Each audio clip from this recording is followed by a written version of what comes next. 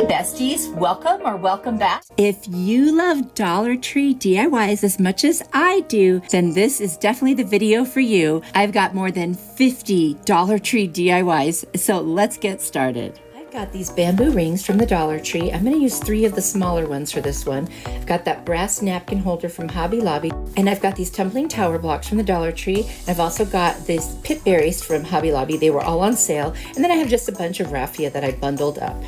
I'm going to take my pumpkin chalk paint by Waverly. I'm going to paint all 3 of these hoops and cover them completely. Then I'm going to take my Rust-Oleum linen white chalk paint, and I'm just going to kind of heavily dry brush. There you go, you can see, so the orange is peeking through. And then I'm going to paint the 2 tumbling tower blocks in the white. I just want to make sure that I get all the painting done and out of the way, and then I can clean that all up and move on to the rest. I don't know about you guys, but I make a mess.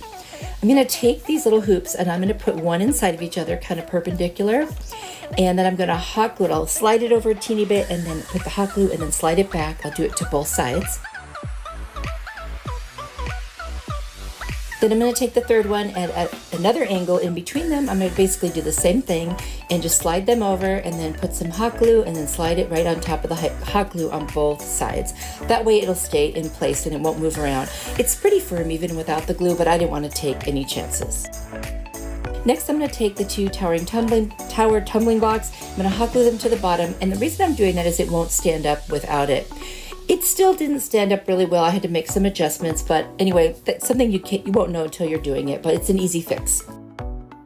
Next, I'm going to hot glue that little brass napkin holder on top, kind of to the side a little bit. So you'll see I'm only putting the glue on 3 of the pieces on the top. So I want it to angle a little bit, and that's going to be our pumpkin stem.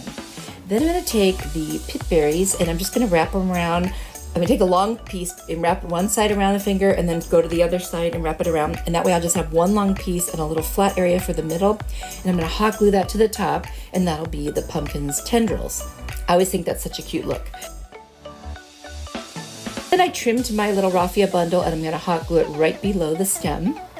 And then I cut up a bunch of the pieces of the raffia. I'm just going to stick them right in that stem just to kind of fill it in. And then I've got this cute little kind of orangey ribbon. I'm going to wrap it around some fingers and then take the end pieces and wrap them around the center and hot glue it and make a cute little bow that does not have tails. I'm just going to hot glue that right in the middle of the raffia. I've got these teeny little sunflowers. I'm going to put 3 of them on there. Actually 2 of them, and then I'm going to put some other berries from another pick, which got some styrofoam ripped off. So I just used a little black marker to color that in. It's in the back. You probably won't see it. I've got this cute little votive glass container, and I'm putting some stickers. It's like double-sided stickers that I have. And I'm going to put that on the bottom, and that way I can get it to set, more permanently, if you will, in the middle of this kind of pumpkin votive. And I think this is so cute with the light on. It's just adorable. The only thing is I do want to put some leaves at the very bottom. I just think that kind of dresses it up and it covers the stand a little bit.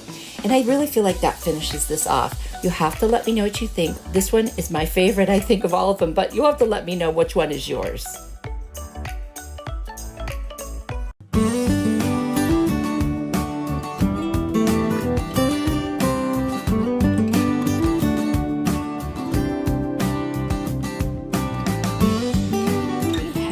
I've got this frame from the thrift store, and I've got these little canvases from Dollar Tree, the hard ones, and these rub-on transfers. I love those. And then the one also with all the words, I've used some of it.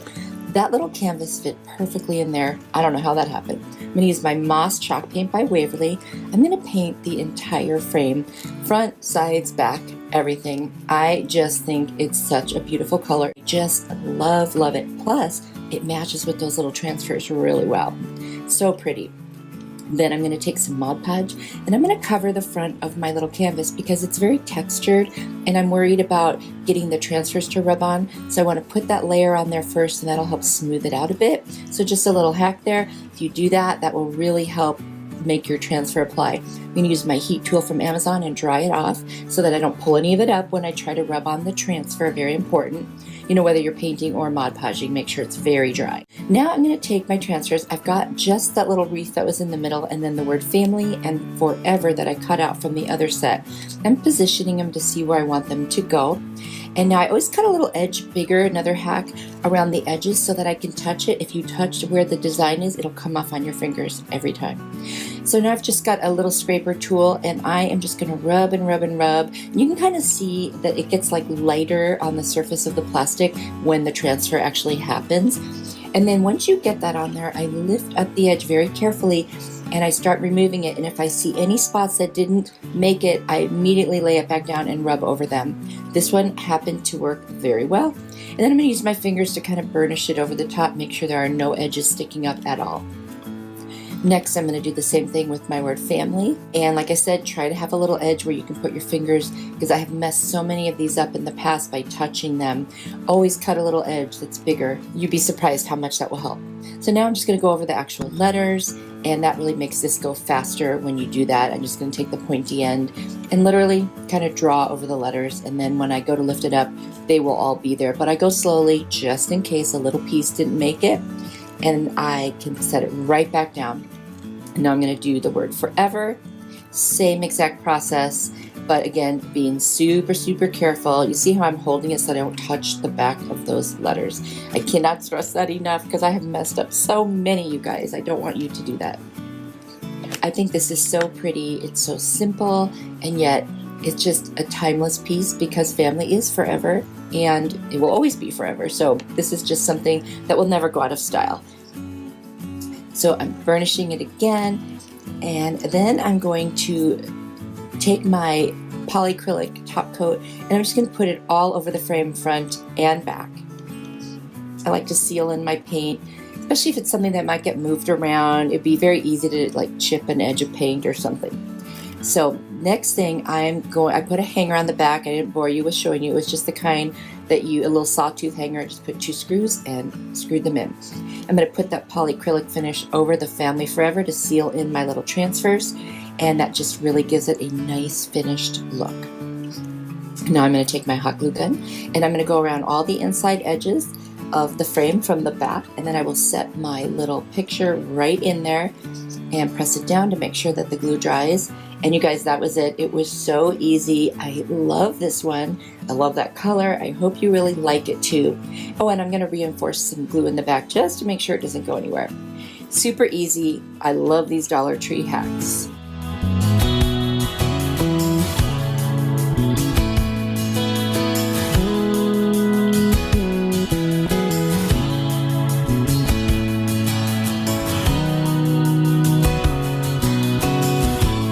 Cute little trivet. It's like a little tile with some, I don't know what mosaic kind of seashell looking things, and it's framed with a wooden frame. So it's like a trivet or a stand or a coaster. And I couldn't get the coaster out, so I just taped around it, and I'm going to use my Rust-Oleum chalk to linen white paint, very carefully paint around all of the frame front and back and over the back of the tile because it showed the price tag, which was $2. And it looks so nice and clean and fresh now. And then I've got these little rub-on transfers of seashells and sea-like things from the Dollar Tree. And I picked 2 that were really cute. So I'm going to take my little scraper and rub this one on. And I had it going over the corners. So then you just got to be careful, fold it, rub on both sides, and then you can remove it.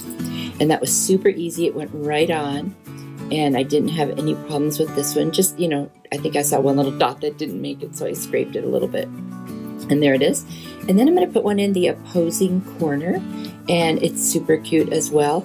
And I just love them. They were the right color for those little tiles, and it just worked out perfectly.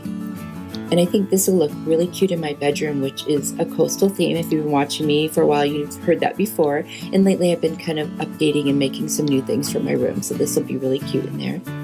I'm going to hot glue some jute around that tile. I'm going to get all the way around the 4 sides. And that's it for this project. I love it. It was easy, and I hope you like it.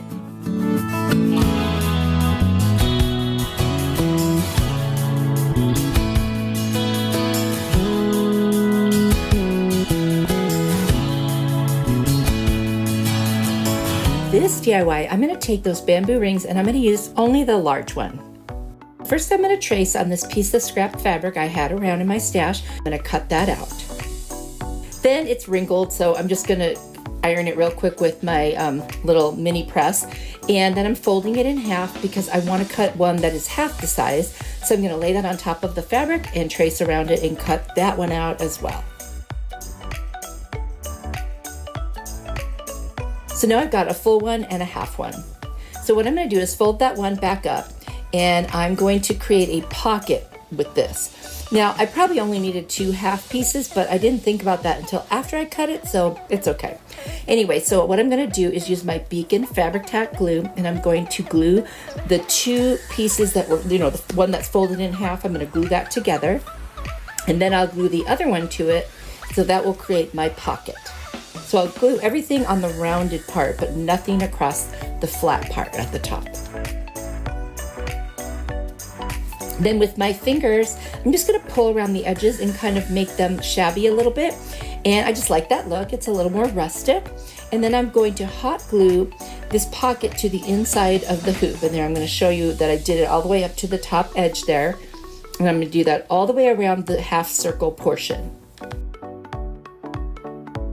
Once that's done, I found these faux leather words at the Dollar Tree, and I'm going to use the word blessed for this. I thought this went really well with this rustic piece. I'm going to use that Fabric Tack glue again, and I'm just going to put it around all of the letters, and then I'll set it right on top of the pocket.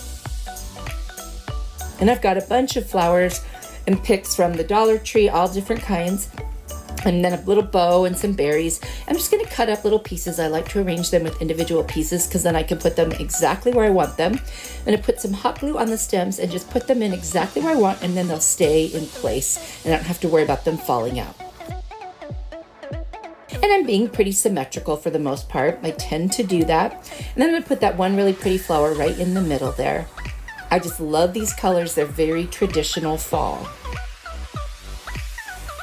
And I'm going to hot glue around the edges of the leaves to make them sit exactly the way I want them. I'm going to take a piece of rope here, and I'm going to figure out how much rope I want it to hang by, and then I'll hot glue the 2 ends onto the side. And then I like to take some masking tape, put some hot glue over the top of the rope, and just cut a little piece of masking tape and put it right over. That seems to just really seal it, and the edges don't fray that way. I'm going to hot glue the little raffia bow that I have right under the word blessed. And then I'm going to cut out those little berries. They're kind of fall looking berries, and I'm just going to put them right in the center of the little bow. And that's it. This one's done. I love it. Let me know what you think.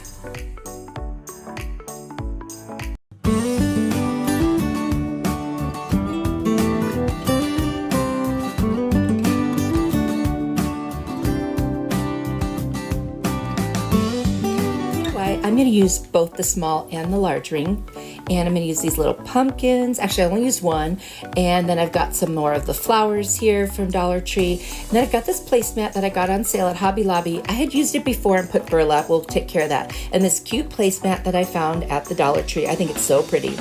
So I'm going to clip the larger hoop to my placemat. That will make it so much easier to cut. Otherwise, it's just going to wiggle all around. So I'm going to kind of do a rough cut around it, and then I will remove that burlap that I had on the back. And then I'm going to take some scrap fabric that I have, and I'm going to cut another circle, and I'm just going to use the one I already cut as my guide. And I'll trim it later so it doesn't have to be perfect right now. Then I'm going to take the placemat and I'm going to hot glue that to the very back of the hoop. And if you're wondering, I couldn't find my little silicone thing that I usually use for hot glue, so I was grabbing all kinds of things. So I ironed my fabric, and now I'm going to hot glue that with Beacon Fabric Tack glue to the back that now has the placemat. And I used those little clips from the Dollar Tree to hold everything in place till it dried.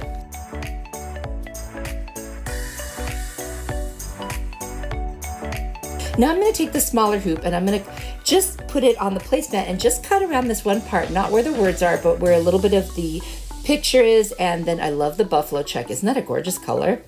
And I'm going to hot glue the smaller hoop to this one. So I started on the front, and then I just turned it over, and now I can go ahead and do all the rest of it all the way around. I'm going to use an X-Acto knife to go around the edges and get any little pieces that might be hanging over. And then I'm just going to take my rotary tool and do the same thing with the other one. That one was a little thicker. So now I'm going to hot glue a piece of rope all the way around. I got that rope at Walmart. They just have the best price for that spool of rope. And then I'll cut it off and just add some glue at the end to make sure that it lays nice and flat.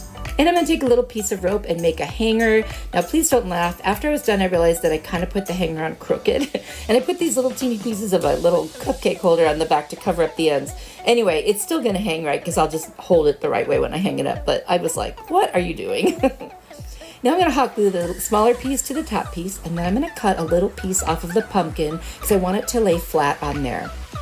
And then I'm going to cut a little piece of a dowel. I'm going to make one end at an angle. I'm just going to cut a little piece of a dowel because I want to make that my pumpkin stem.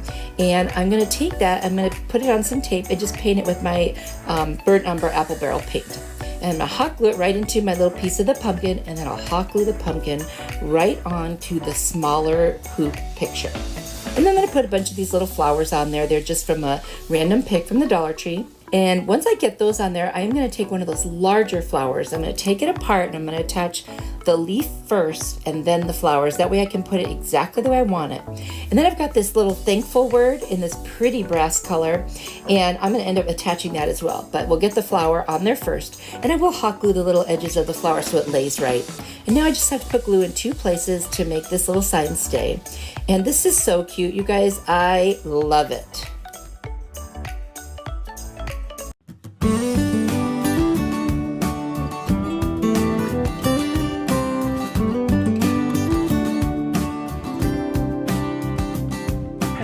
I'm going to take these 2 little signs from the Dollar Tree. They usually have them all year and they say different things. I've got these 3 cute little doggy butts from IKEA, and first thing I'm going to do is remove the hanger in this one of the signs. I'm only going to need the one, and then I'm going to sand around the edges and just make sure everything is nice and smooth. And I'm going to use some E6000. I'm going to attach them together because I want this to look like 2 wood planks. I'm also going to add a little bit of hot glue so that I can keep working. And then I'm going to take my ink Waverly chalk paint. I'm going to paint the entire thing, front, sides, and edges all black. I'm going to take my Rust-Oleum linen white chalk paint, and I'm just going to put the white over the black. I want a little bit showing through because I think that's going to look really cool and distressed. I'm going to use my heat tool that I got from Amazon, and I'm going to dry it so that I can go ahead and start sanding because I want to get rid of a little bit of the white just around the edges and just use a sanding sponge from the Dollar Tree. And with the black underneath, it just peeks through and it looks so cool. It's a technique that I really love. Not to mention that painting with the black first really covers up that paper that was on there. And I'm going to take my polyacrylic protective finish and I'm just going to seal it. I'm going to take my 3 little doggy butts and I'm going to measure so I know where to put them. And then I'm going to clean my little doggy butts with some rubbing alcohol to make sure that the vinyl will stick, and I'm kind of looking at it to make sure. And once I take the transfer tape off of the backing, because this is a rounded surface, I'm going to cut a little slit on the top and bottom of each of the letters, and that will make it easier to kind of mold around the little curved butt of the dog.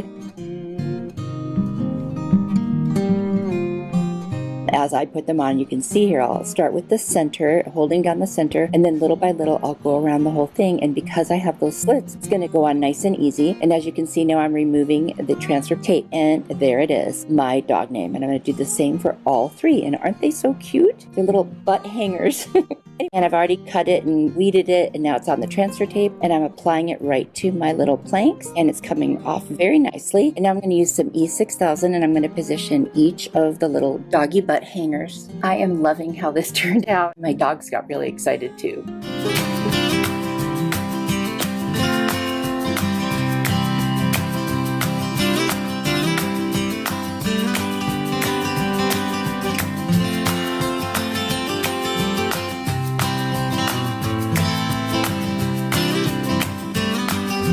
DIY, I am going to use just the small ring of the 2 bamboo rings.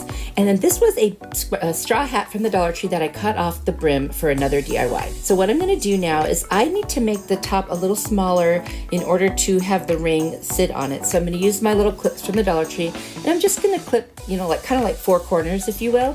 And now you see how I can kind of sit it in the smaller ring, and I'll be able to maneuver it so I can pull that ring up about 2 rows from the top if you want to count those little pieces of the straw hat as rings. And that's where I'm going to hot glue it. So you see it's like the second one. I'm going to go around and just use my little clips as I glue it. I'll put a clip on it and let it dry, and then I can hold it in place and nothing will slide. And I'll just do that eventually all around it. I will have 2 little pleats in there, actually 3 pleats. 2 of them are on the inside and one's going to be all the way down like a seam. And you can see I bent it in or folded it in, and I'm going to clip it on the inside and also on the outside to make sure that stays, and that'll be in the back. But I needed to do that in order to make the basket more symmetrical, if you will. And now, this was from a paper bag. You know how sometimes they have those little handles? Well, I don't waste things, so I kept it, and now I'm just gonna hot glue it right in there, and that will become our little handle. And then I'm gonna take some raffia that looks kind of like straw and put some in the bottom, and I'll move that around as I go. And I'm gonna add a bunch of different colored pumpkins to this. And this is just going to become a cute little pumpkin basket. Talk about an easy DIY. And I added some leaves. And now I'm taking a little piece of frayed burlap and then a little raffia bow that I already had. I'm going to hot glue that over the burlap. Kind of gives it more texture. And then this really cute little sunflower that I got at Hobby Lobby last year. Got a bunch of these little fall things. And then I have a couple of wood little cutout leaves that were also part of a pack that I got at Hobby Lobby. It was like 40% off. Keep an eye out. You can get some great deals there. Isn't this so cute? Talk about easy. This could sit on a tier tray or anywhere you want to put it will be so cute. I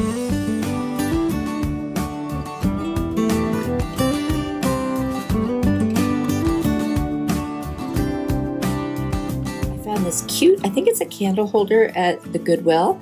Could be a trivet, not sure, or a little, to put your rings in or something. And I've got this cute little rub-on medallion from the Dollar Tree, and then my Rust-Oleum linen white chalk paint, and some polyacrylic clear spray. And the reason I'm spraying it on there first on both sides is so that the paint will stick. I want to make sure it has something to stick to. So I'm just going to dry it off before I paint it, and then I'll do the back side as well. Just a light coat, just so there's something between the paint and the metal. And now I'm just going to go ahead and paint it. It is going to take 2 coats on both sides before I'm all done, but I'll just show you a little bit of the painting since we all know what painting looks like. It looks so different. It almost looks like it's enamel now instead of like this kind of silver metal thing. But it's super pretty. It already had those beads on this going around the outside. And then I'm only going to paint up to the flat bottom part because I figured why bother? It's just going to be sitting on those 3 little cushions. And I think that looked good. That way you can see that it was originally metal. And I took my little scraper tool spatula from Cricut actually, and I just took off the paint right around the edge because it was really hard to not get it on there, and it came right off. Super, super easy. Now, I forget to show up, but at the very end, off camera, I do spray the whole thing with that clear finish again. So just want to make sure you know that. Now I'm going to take the backing off of this rub-on transfer. I'm going to put it right in the middle. Now this took quite a long time to rub on because look at all the detail. So I'm just going to show you a little bit of my putting it on because you know what that looks like and you get it. Just remember this when you've got to go over every single little piece to make sure it all transfers over. So I had to keep checking it here and there. And this one was hard to lift up because it was laying kind of flat inside that little bowl shape. I did finally get it out and it went on pretty good. There was a couple little spots, but I really didn't care. I just thought it looked beautiful. This one was super easy. I love it and it's so pretty, and I hope you get to try this when you find something like this at a thrift store. They always have candle holders.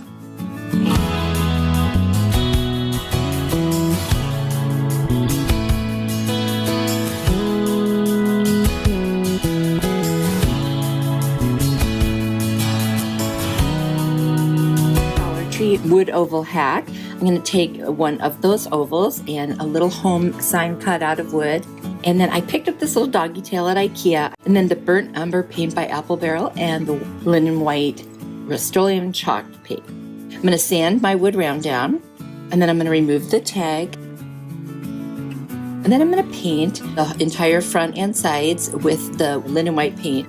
I didn't do the back right away, and I really don't know why because I did that on all the other ones, but I do go back and do it later. So anyway, using my heat tool to dry it. My Amazon store is linked in the description box if you're interested in any of the things from Amazon. Then I'm going to take that burnt umber paint, I'm going to squeeze a little bit out, and I'm going to take a little piece of a drop cloth that I had cut up, and I'm going to wrap it around my finger, and I'm going to use it to rub on the burnt umber paint as though it were a stain. And once I get it on and it's fully covered, I will take the side of that piece and I will rub off any excess, and it will create a stain-like, finish for this. And that's exactly what I wanted. It also doesn't smell, and it's so much less expensive than buying stain. So I love this color for that.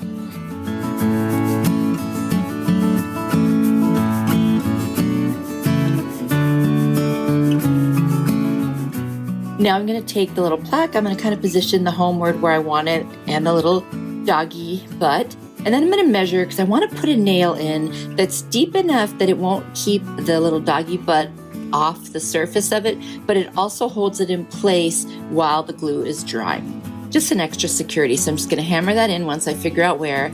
And I know exactly how deep I need it to be because I'm testing it right now. And you can see right there, I made it so it goes all the way to the surface of the plaque. Then I looked at the back, I put my sawtooth hanger on, and I realized I need to paint this. So I do. I paint it and then I quickly dry it with my heat tool. Now I'm going to take the Beacon fabric tack glue and I'm going to put it all across the back of the letters, and then I'll take a little brush and spread it out and make sure I don't have any, pieces that are kind of like hanging between the letters. And then I will attach that to the front of the little plaque. These little plaques are so versatile. You can do so many different things with them. And I'm going to put that down, give it a little pressure, and it will dry very quickly. Next, I'm going to take some E6000 and I'm going to put that on the back of my little doggy butt hook.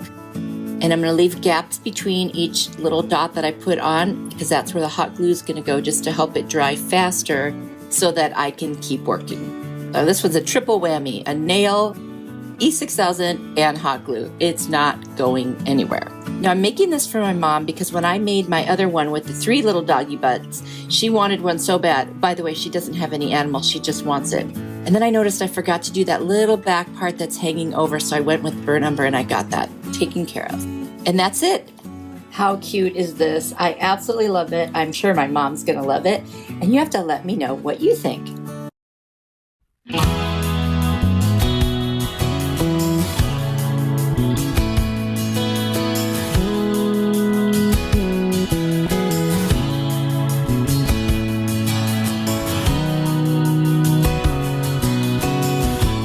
Use the large hoop of the two, and I'm going to use a bunch of these little pumpkins. I think I got these at Hobby Lobby last year on clearance. And what I'm going to do first of all is I'm going to put my hanger on now so I don't forget later. I'm just going to cut a small piece of rope and I'm just going to hot glue it to the back. I'm not going to make a large hanger on this one, just enough to hang it with a nail. Then I'm going to use a little masking tape and put a piece on each end with some hot glue to make sure that the little ends of the rope don't fray. Now I'm going to take a little utility knife and I'm going to cut a groove in the back of the pumpkin, and you'll see I'm just going to go 2 rows, like one cut down and then another one right next to it, and then on each end I'll cut a little bit, and then I'm going to rip that piece out because that piece is going to actually sit over the hoop, and I'm going to hot glue it there, and that way it will be very secure on the hoop. You can see about how much I cut out there, and then you see how it fits nicely on the hoop. And so I'm going to now put some hot glue inside that pumpkin first. Then I'll put it back on the hoop the way I want it, and I'll let it dry just a little bit. And then I'm going to go back with some hot glue over the top and just make sure it's very secure. That way there won't be any openings for it to get loose by. You can see what I'm doing. So I'm not going to show you all the pumpkins because now you know how they're all going to be done the same way. I'm just going to randomly pick pumpkins in whatever order that I like, and there you can see I've done a little more than half. And in just a second here you'll see the whole thing finished, and that's what the back looks like. And I've got this cute little fall sign. It's made out of metal or tin from the Dollar Tree. I am literally just going to hot glue that right on top. And then I'm going to cut out some of these leaves from a leaf pick, and I'm going to get the sign on first. I just looked first to see where it would touch, and that's where I put the hot glue, and then I'm going to add some more in the back and just secure it. It's a very light wreath, so I don't think it's going to go anywhere. And then I'm going to put a little flower to cover the hole on that sign, and I'm going to add some little fall berries right in the middle of the raffia bow that was already there, and then a little sunflower on either side of that just to dress up the bow. Now, we could stop right here and it would be really pretty, but I did want to put some leaves on it, so I added a few to the bottom, and then I thought that's it, and I love it. Be sure to tell me what you think of this one.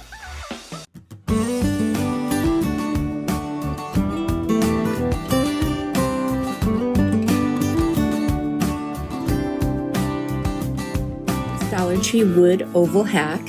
Well, first of all, this piece has some weird dents in it. They're never the same. I don't know. Anyway, I'm going to use one of those oval, thicker pieces, and this little succulent planter that had a magnet on the back, and then a succulent. It's not the one that came with it.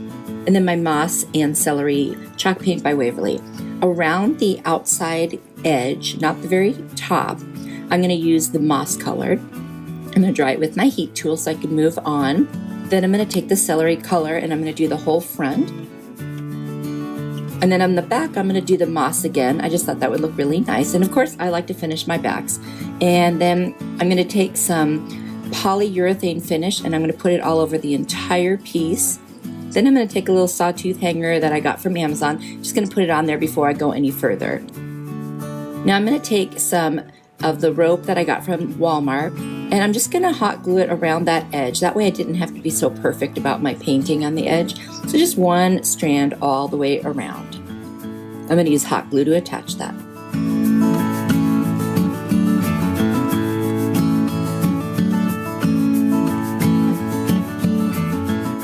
Then I'm going to take that little container and I'm going to use the hot glue and I'm just going to put the rope or twine all the way around it and I'm just going to keep going around and around. Actually, I'm going to go around the first time and then I'm going to go just like a U-shaped over and over until it gets to the very middle and that finishes it off, which I'll skip ahead here so you don't have to watch me gluing everything. But I did want a piece along the back there so you wouldn't see the plastic.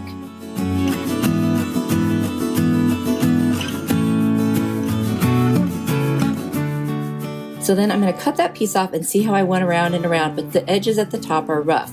So I'm going to put some more pieces just around the top to kind of finish that off. It'll take about 3 pieces around to make it look done. And it's so cute. So I'm going to hot glue that right there onto the little oval. And that little copper looking flower, I didn't end up using that. And then I'm going to play around and see which is the best way to put my succulent in. And then I'm going to take a combination of reindeer moss and a little bit of the green moss. I'm just going to put it inside the little container or vase. And then I'm going to put the succulent right in there. Now, after this was done, I felt like it needed to be a little different. So I then took another one of those little containers and I painted it with the moss color and then I dry brushed with the white over the top and around the other on the outside. And I'm going to use that other one. I'm going to make a little beehive out of it. Can you see it? Anyway, this was easy. Let me know what you think or which one is your favorite.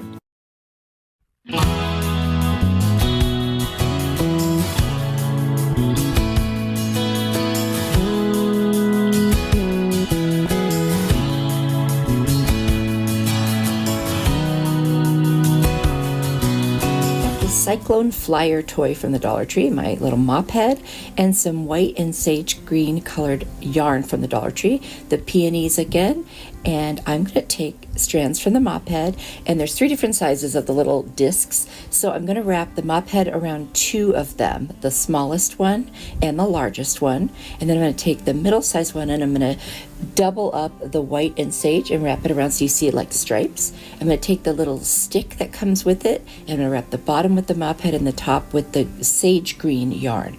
Then I'm going to take 3 peonies and their leaves and I'm going to trim them and cut them down and stick them right in the center of each of those discs, easy for me to say, using hot glue. And they stay very nice because of the mop head and the yarn. And that covers up that little piece of plastic that was exposed.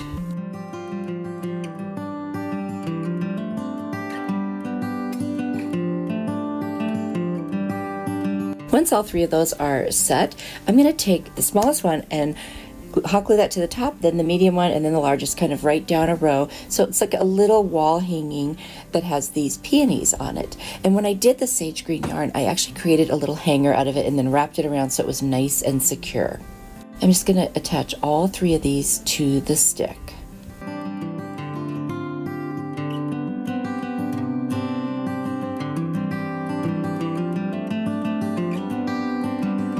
Now I know the hot glue is probably more than enough for this, but what I ended up doing was turning it over and taking some white yarn and just wrapping it around each one of those discs to the little stick. That way it's extra secure and you can't even see it because it just blends right in. So I just tie a knot and then trim off the back. And literally that is all there is to this one. It was so easy, just using a little Dollar Tree toy. I just can't believe how cute these little toy DIY hacks came out. Just use a little imagination and try something different and see what you can make. I really enjoyed doing this. I hope you guys enjoyed it too.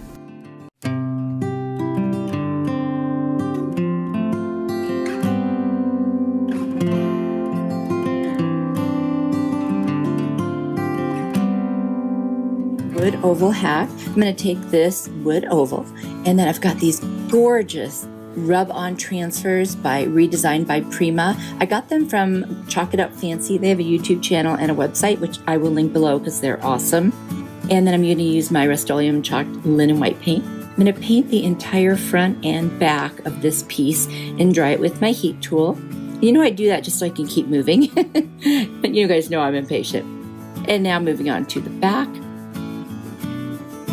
And then I'm going to take some Waverly ink paint, which is black, and I'm just going to paint around the edges, everything but the very flat top. And then I'm going to take some Mod Podge and cover flat front surface. I'm going to add a sawtooth hanger on the back. Got that at Amazon. And then there's the transfer that I decided to use. It's the cow that shows you all the parts of it that are, you know, what we eat, that's meat. Well, it's all meat, but you know what I mean. Anyway, I thought it was super cute for my little farmhouse kitchen. Now I'm just trying to find the exact positioning for it, because once you set it down, there's no turning back. So you have to have it in the right spot. I'm going to use a little scraper tool. And of course, I'm not going to show you how long I really did, but I really went over this thing. And then I very slowly pulled it off to make sure everything was adhering. And it did, so I was able to keep going. Otherwise, I would have laid it down and scraped a little more. Now I'm going to use my hand and burnish. You can also use a very soft cloth for that as well, but you definitely want to do that step whenever you do any kind of transfers. And then I'm going to use my Minwax 1-coat polyurethane top coat, and I'm just going to put that all over the entire piece, front and back. And you guys, it's so cute. I love it.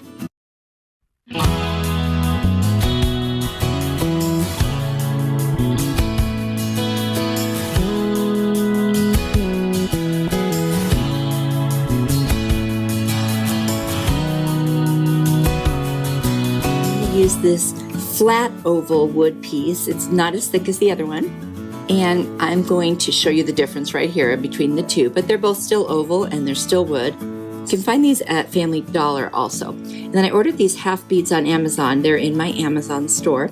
And then these are stickers I got at Walmart. And then I have some rub-on transfer letters from the Dollar Tree. And what I'm going to do is create a sign to put outside of our bathroom. It's going to say the loo, which I think is super cute. It's what they say in England, and I just love that. I'm going to take my half beads and place them all around. I'm going to kind of start with the four edges, if you will, and then work my way in and try to make it so that they'll be evenly spaced. And then I'm going to use some wood glue, and I'm just going to place them one at a time. I'm going to use a little brush to put it on there so I don't get a lot of excess. I'm just going to go ahead and place them all the way around until I get them all. And then the last one I had to sand around the edges a little bit to make it fit because it was super tight, but it worked. And there it is, all done. Now I'm going to take my Rust-Oleum chalked linen white paint. I'm going to do 2 coats on the front and back, and I'm going to work my way through all those beads, you know, all around the edges and in the little nooks and crannies. And then once it all dries, I'm going to use my polyurethane clear coat to go ahead and put that on the top. But first, I'm going to take my letters. I want to use my Waverly ink chalk paint, which is black. I'm going to do 2 coats on the letters, get all the way around the edges. And I use tape to attach them to that paper so they don't move around, especially when I dry them. And then I'll do that second coat. And there is that polyurethane. I'm going to put that on there as well. And here we go with that for the oval piece. I just want to make sure that there's a nice smooth surface for my rub-on transfers to stick to. And I'm going to use a little ruler and just try to find my center. And with these, I'm just using my fingernail because they're so small. And then I use my little Cricut weeding tool to pull off the plastic. And then always remember to rub down on top and burnish them so that there's no edges that are still sticking up. Because believe it or not, if there are, it can become a problem later. Now I'm going to position my word loo and just try to figure out how I'm going to put that on there. And I'm going to use my Beacon Fabric Tack glue to attach those right there. That way I control how much goes on and there won't be anything like really oozing out of the sides. I didn't want to do hot glue for this. I really want to make sure it's stuck on there long term.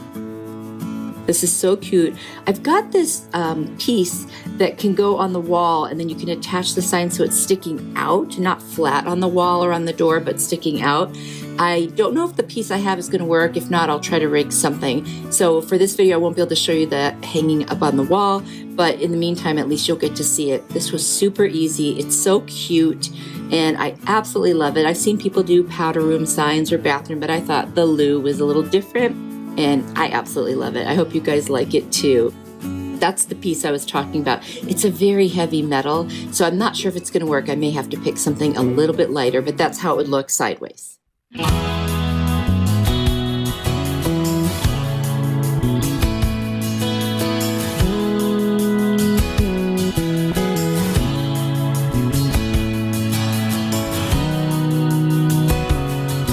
thrifted item. It looks like it was originally from Hobby Lobby. I got it for $3. It was $7.99.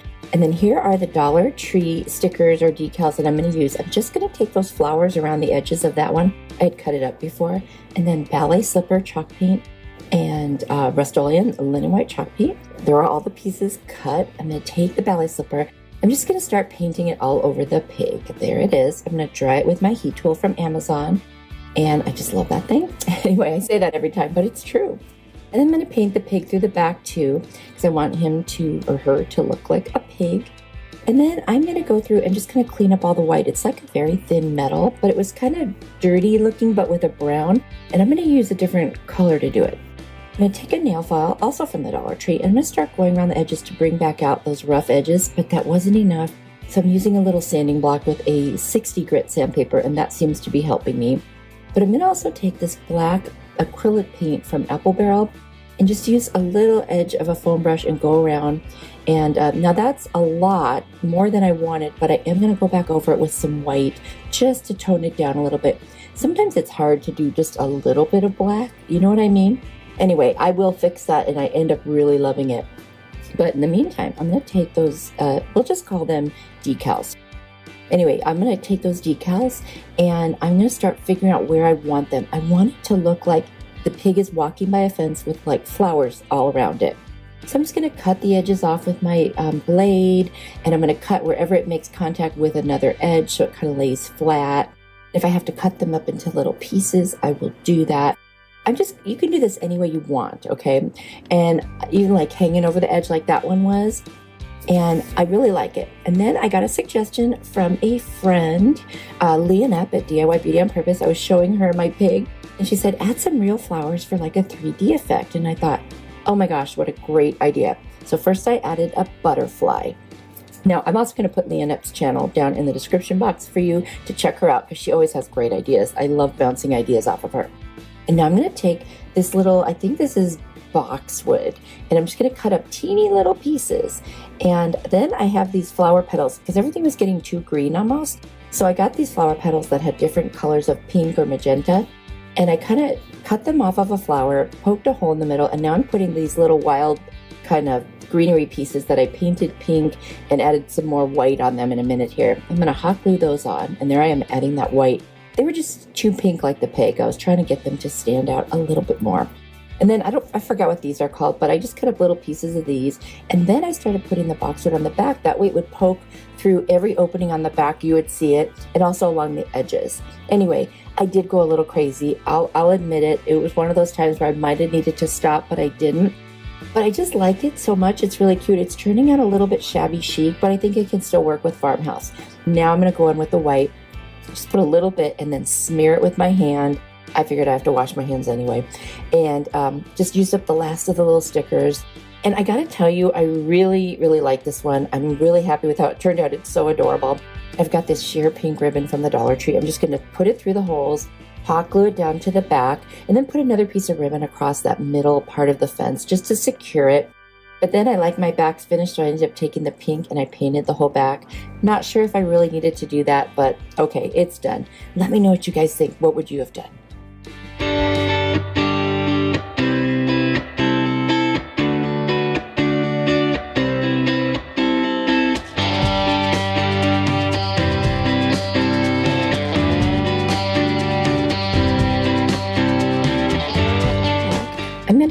Actually, I turned out only using those black flowers. I didn't use the stickers on the right, but they're very cute.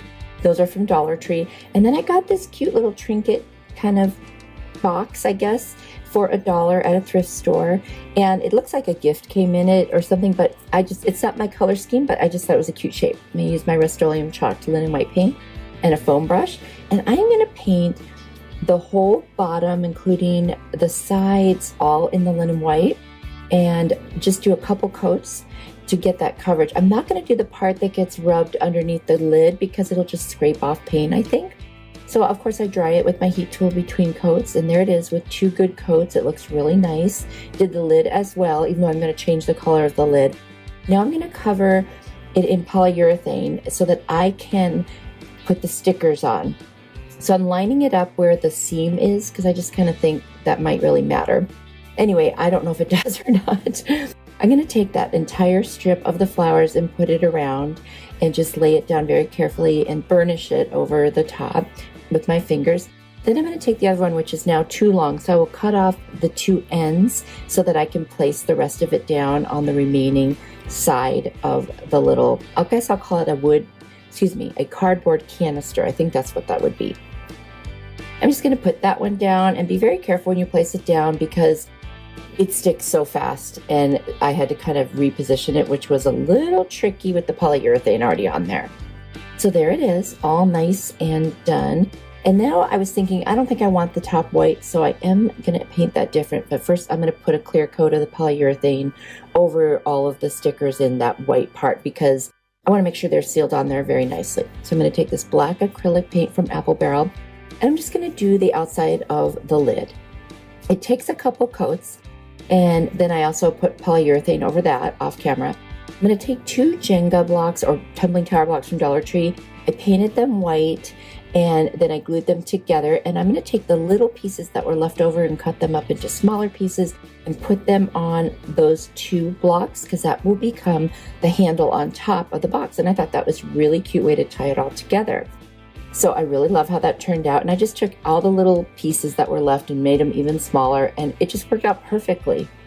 I'm going to take a blade and kind of go between where the 2 pieces are together if I put a sticker over the top. That way it lays flat. And then I'm going to put polyurethane over the top of that. And then I'm going to use a combination of E6000 and hot glue to put it on the top. Now I'm measuring to find the exact center, so that's what I'm doing right now. And then I'm just going to put a little dot to remind myself of where that is. And here we go, putting the 2 glues on. Obviously the E6000 is for the long hold and the hot glue is for immediate hold.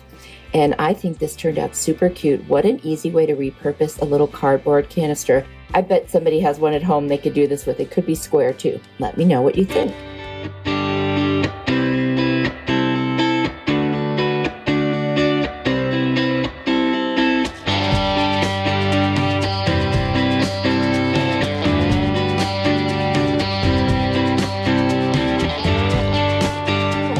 This bowl, I don't know if it's teak, but it reminds me of teak.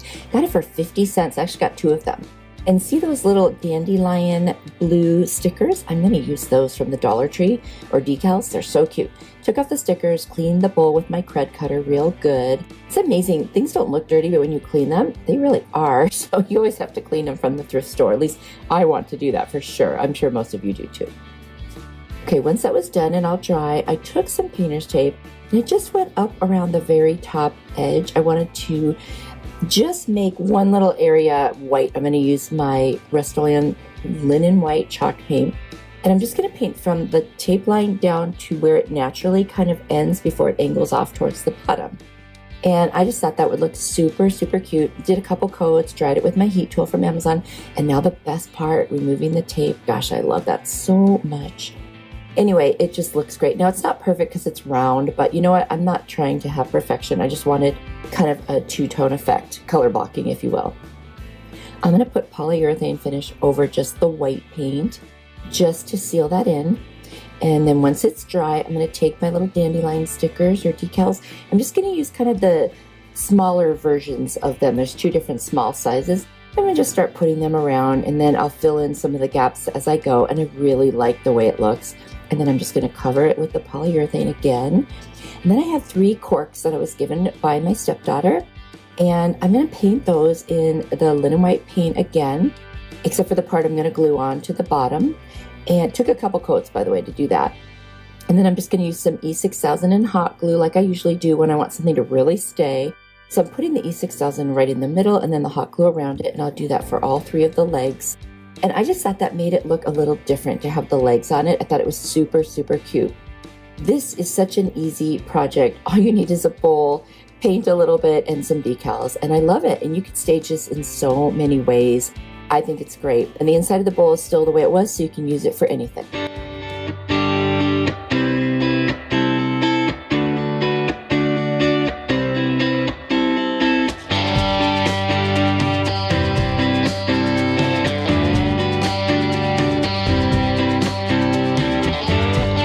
For this DIY hack, I'm going to use these decals from the Dollar Tree that I'm going to use just the Our Story, Our Home, Our Love part. And then I got these 3 books at a thrift store for 50 cents each. Really nice hardcover books. And I know some people don't like that, but honestly, 50 cents, I'm sorry, I got to do it. Anyway, I took off the paper covers, and now I love how that one has just the white stripe kind of down it, but it was an off-white. So I'm going to use the same idea on all of them. Tape it down, and I'm going to use some white primer paint by Kills, mostly because it's just so stark white. Dry them off, do another coat, and I'll do the same thing on all 3 books and around the edges of that where the binding is.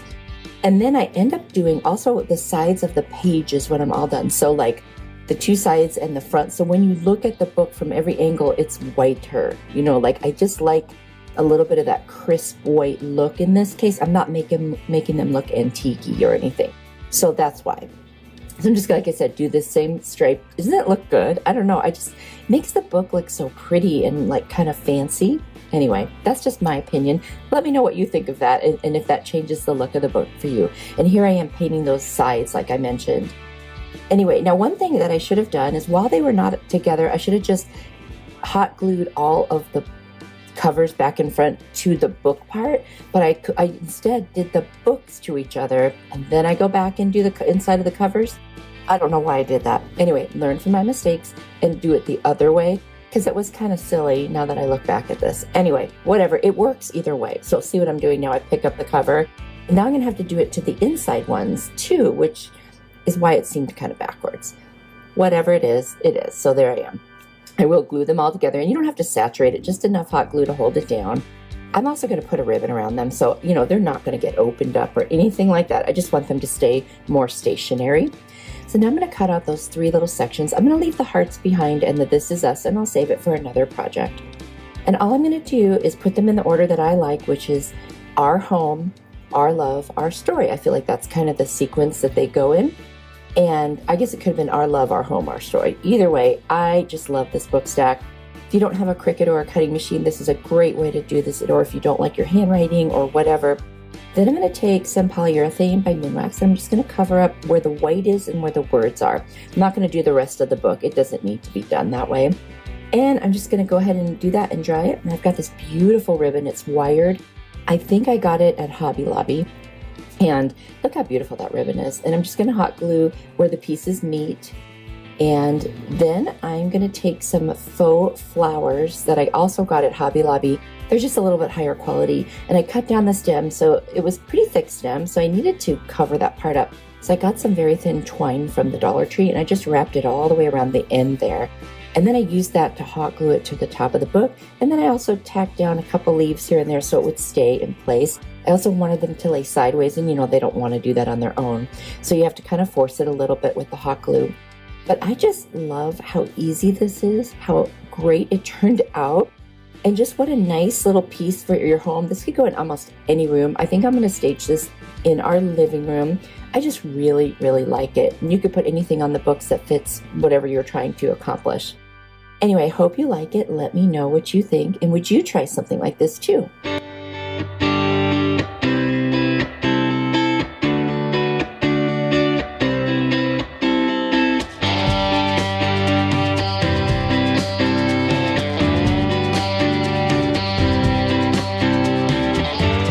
I am going to turn it into a faux wood looking piece. I'm going to use this Kills All-Purpose Primer first, and then my Antique Wax by Waverly. It's going to cover the center because all the reflection of the lights, and then my face while I'm concentrating. Who wants to see that? Anyway, I'm going to apply the primer, and I'm going to go all in one direction. And there it is, the whole thing covered, including the sides. Then I'm going to take my antique wax and very carefully I'm going to go all in one direction. What I'm doing is trying to make it look like wood grain. And if you do this just right, I mean just carefully, and keep going over to make sure it's all going the right direction like grain, it will work perfectly. In the center part, I just go around like a circle to make it look like that's the grain. Anyway, I go through the whole thing and I do a couple coats until it looks the way I want it. You can do it to any, depth that you like, depending on the color kind of wood you would have wanted. And it's amazing how much it looks like wood. Isn't that beautiful? I was inspired to make this video after watching Shannon from the Daily DIYer, and she loves to take the same item at Dollar Tree and make other things, and I thought, ooh, I want to try that too. I'll leave her link down in the description box, so if you don't know her, you can check her out. She's awesome. And now that's how it looks. I love it, you guys. I just think the whole faux wood look thing is awesome. Now I am going to deal with that center here just in a second. I'm going to take some hot glue and I'm going to take some nautical rope from the Dollar Tree. It's a pretty thick piece and I want it that way because I want it to cover. I didn't want a paint in there because inevitably I will get it on the mirror every time. It doesn't matter if I tape or not, I just will. So this will save me some cleanup. I'm just gonna snip off the end and hot glue, and there I am concentrating. I definitely have that concentrating face going on. Anyway, I love the way this one turned out. I think it's gorgeous, so easy. You could do this to pretty much anything to create that faux wood look. And since I'm afraid of fire, I'm cutting off the little rope wispy things. You know what I'm talking about.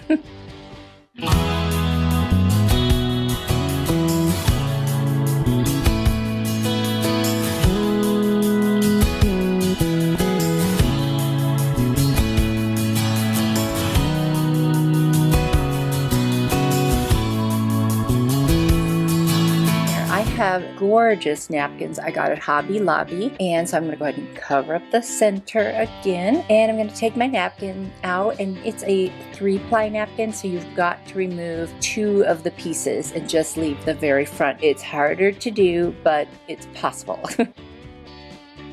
So anyway, there was 1, there's 2, and now I'm only going to use the top piece. It will not work right if you do all of them or some of them. Anyway, I'm trying to flatten out the folds just a little bit. I'm going to use my Kills primer and I'll apply it with a little foam brush that I got on Amazon. It's a great deal. The reason I'm using the white primer is because the paper is pretty thin in the napkin, and in case you see through it, I want you to see white and not the color that the mirror was. Once I get that completely covered, I'm going to take my napkin and I'm going to position it. And I like to do this in sections. I'm going to use some Mod Podge. I'm just going to apply some with a brush, and then I will lay down that little side and I'm going to smooth it out with my fingers. Because this is like different textures and heights, I won't be able to use a brayer. I could use saran wrap, but it was dry enough. I didn't overload the Mod Podge, which is really important. You don't want to put like an excessive amount, or else your fingers will get wet as you do it, and then you'll start pulling up the napkin. So it's just really important to keep your fingers dry and just use the least amount of Mod Podge that you need for it to stick. And believe me, with this one little ply of the napkin, it doesn't need a whole lot. So I'm just going around the whole thing, and then when I got to like the end there, I realized one little corner wasn't covered. So I just tore off a piece, and it's a busy enough pattern that you won't even notice. So that worked out really nice. I didn't have to match it up. And now I'm just going to add more of the Mod Podge once I'm done touching it. And that way when it dries, I can just pull off the edges like so. And it makes it so nice. You just kind of rip them off. And I'm using the brush to help me by keeping that wet. And it really does make it go nice. And then I can lay it down with the wet brush so there's nothing sticking up. You know, the possibilities with this are endless. You could use so many different beautiful napkins, you know, that would fit your decor. I love that about it. Now it's time to get that middle piece out. I'm just going to use a little blade, like an X-Acto knife, very carefully, and just gently go around using my finger to guide me, and then I'll be able to go back in with that little art brush and a little bit of Mod Podge and kind of clean that up. So that came out really nice. And then I've got this white twine. I believe I got it at the Dollar Tree, and I'm going to use hot glue. And I'm going to go around 3 times in the center, and that way it covers up anything that was just kind of left sloppy. And then I will also, of course, clean the mirror, just using alcohol to do that. I'm going to take Waverly chalk paint in the color Agave, which is gorgeous, and I'm just going to paint the edges, and that kind of cleans up if there was any excess napkin or anything. And I just thought that was a perfect touch, and it matched one of the colors in the napkin. So I've got 2 ribbons, this gorgeous blue and then this very sheer iridescent one. I'm going to use a little bit of dots of hot glue to attach them together, and it's so weird, it ends up looking almost like denim when I'm done. But I'm just going to do a little crisscross, and I'm going to attach it to the back. All these mirrors have hangers already. There's little hangers built into them, but this one I thought was so pretty with the ribbon that matched. So that's why I did it. It wasn't necessary, it was just more aesthetic, but I also, you know, I'm securing it really good with extra ribbon and hot glue, so it can be used as an actual hanger. I really love this one. It's going to go in my bedroom, which is a coastal theme. I hope you like it.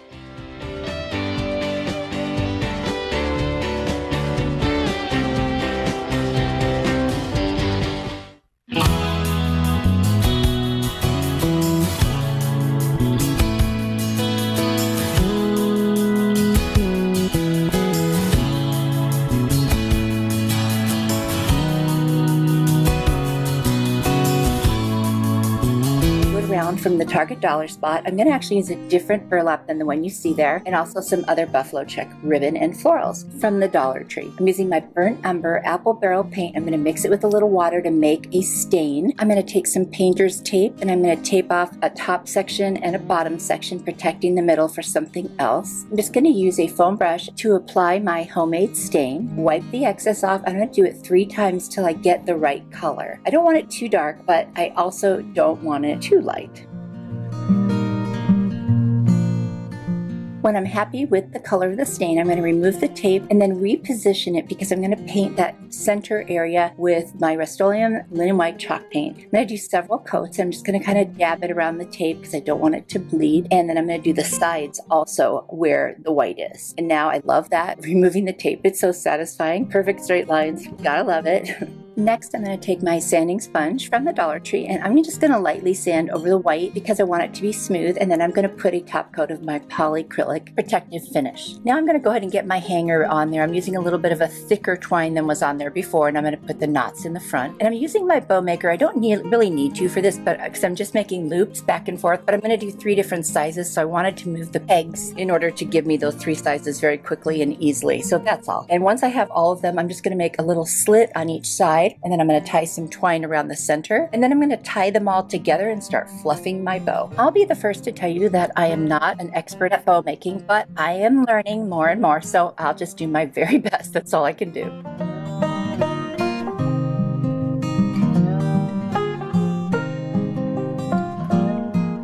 I'm going to dovetail all of the ends where you just fold it in half and then cut from the bottom going upward, and you get a really cute little tuxedo tail. And then I'm going to take some cardboard. I'm using a little tumbling tower block as a guide to draw a little dog bone. And then I'm going to just cut out like 4 pieces of cardboard that fit the middle of the bone just to make it thicker. I'm going to hot glue them together and then to paint it with the warm buff color by Apple Barrel, and just take my jot marker and write the word dogs. And for the O, I'm going to make a little pot.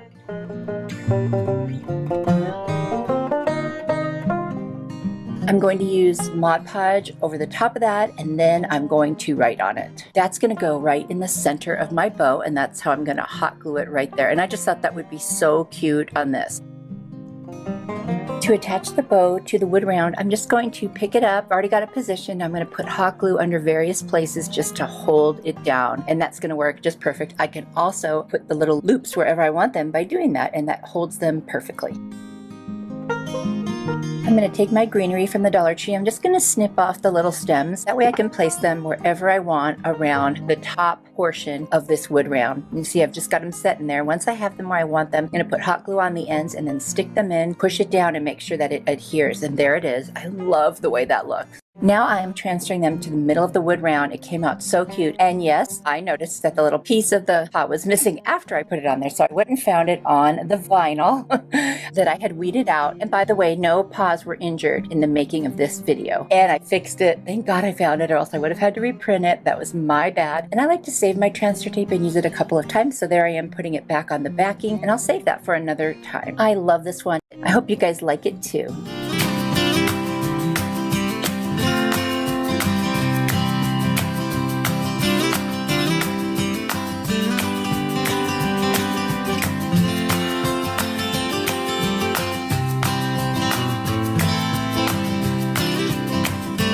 Plastic jar, I'm just going to clean off the outside. What I'm going to do is put the transfer tape over the paws, and I am going to put them on the little jar, one on each side, and then I'm going to paint it with them on there, and then I'm going to take them off. So it's like a reverse stencil, I guess, and then you'll just see the paw prints as little windows for my little dog treat canister, and I just think it's so cute. I'm going to take my canister outside, and first I'm going to spray a white primer on it. Then I'm going to spray this kind of like galvanized silver color on it, and then I'm going to put a little bit of a coat of clear over it. And this is how it turned out. Super cute. And I've got this little knob. I think I got it at Hobby Lobby. And then I have this little piece of buffalo check paper that I got at Hobby Lobby, and I'm going to just trace around the top of the cap, and I'm going to cut a circle, and then it'll fit right on top, and I'm going to use some Mod Podge and attach it and just make sure that that's on there really nice, because I think that'll be super cute. Next, I'm going to take this ribbon. I have had this for years. I have no idea where I got it, but it's little paw prints. How perfect. I'm just going to hot glue it all the way around the edge of the top of the lid. And then I'm going to add some Mod Podge over the paper now that the other Mod Podge has dried. And I'm going to use this Folk Art brushed metal silver paint. I'm going to paint that little knob. I want it to look like it's also metal. And I'm going to use some E6000 and a little drop of hot glue. And I'm going to attach it right in the center. And it's not functional, but it's cute. And I just think it makes it look a little bit fancier. Next, I'm going to take that paw print ribbon, because I guess I can't get enough of it, and I added one little piece around the bottom as trim with hot glue. And then off camera, I put some twine around each side of that. I just thought that was super, super cute. And then I'm going to take this twine and I'm going to put it around the rivets where the little lid screws on, but not to the point where you can't screw it on. And I just think this is turning out adorable. Talk about like a trash to treasure. And I just love that little paw print. It's so cute.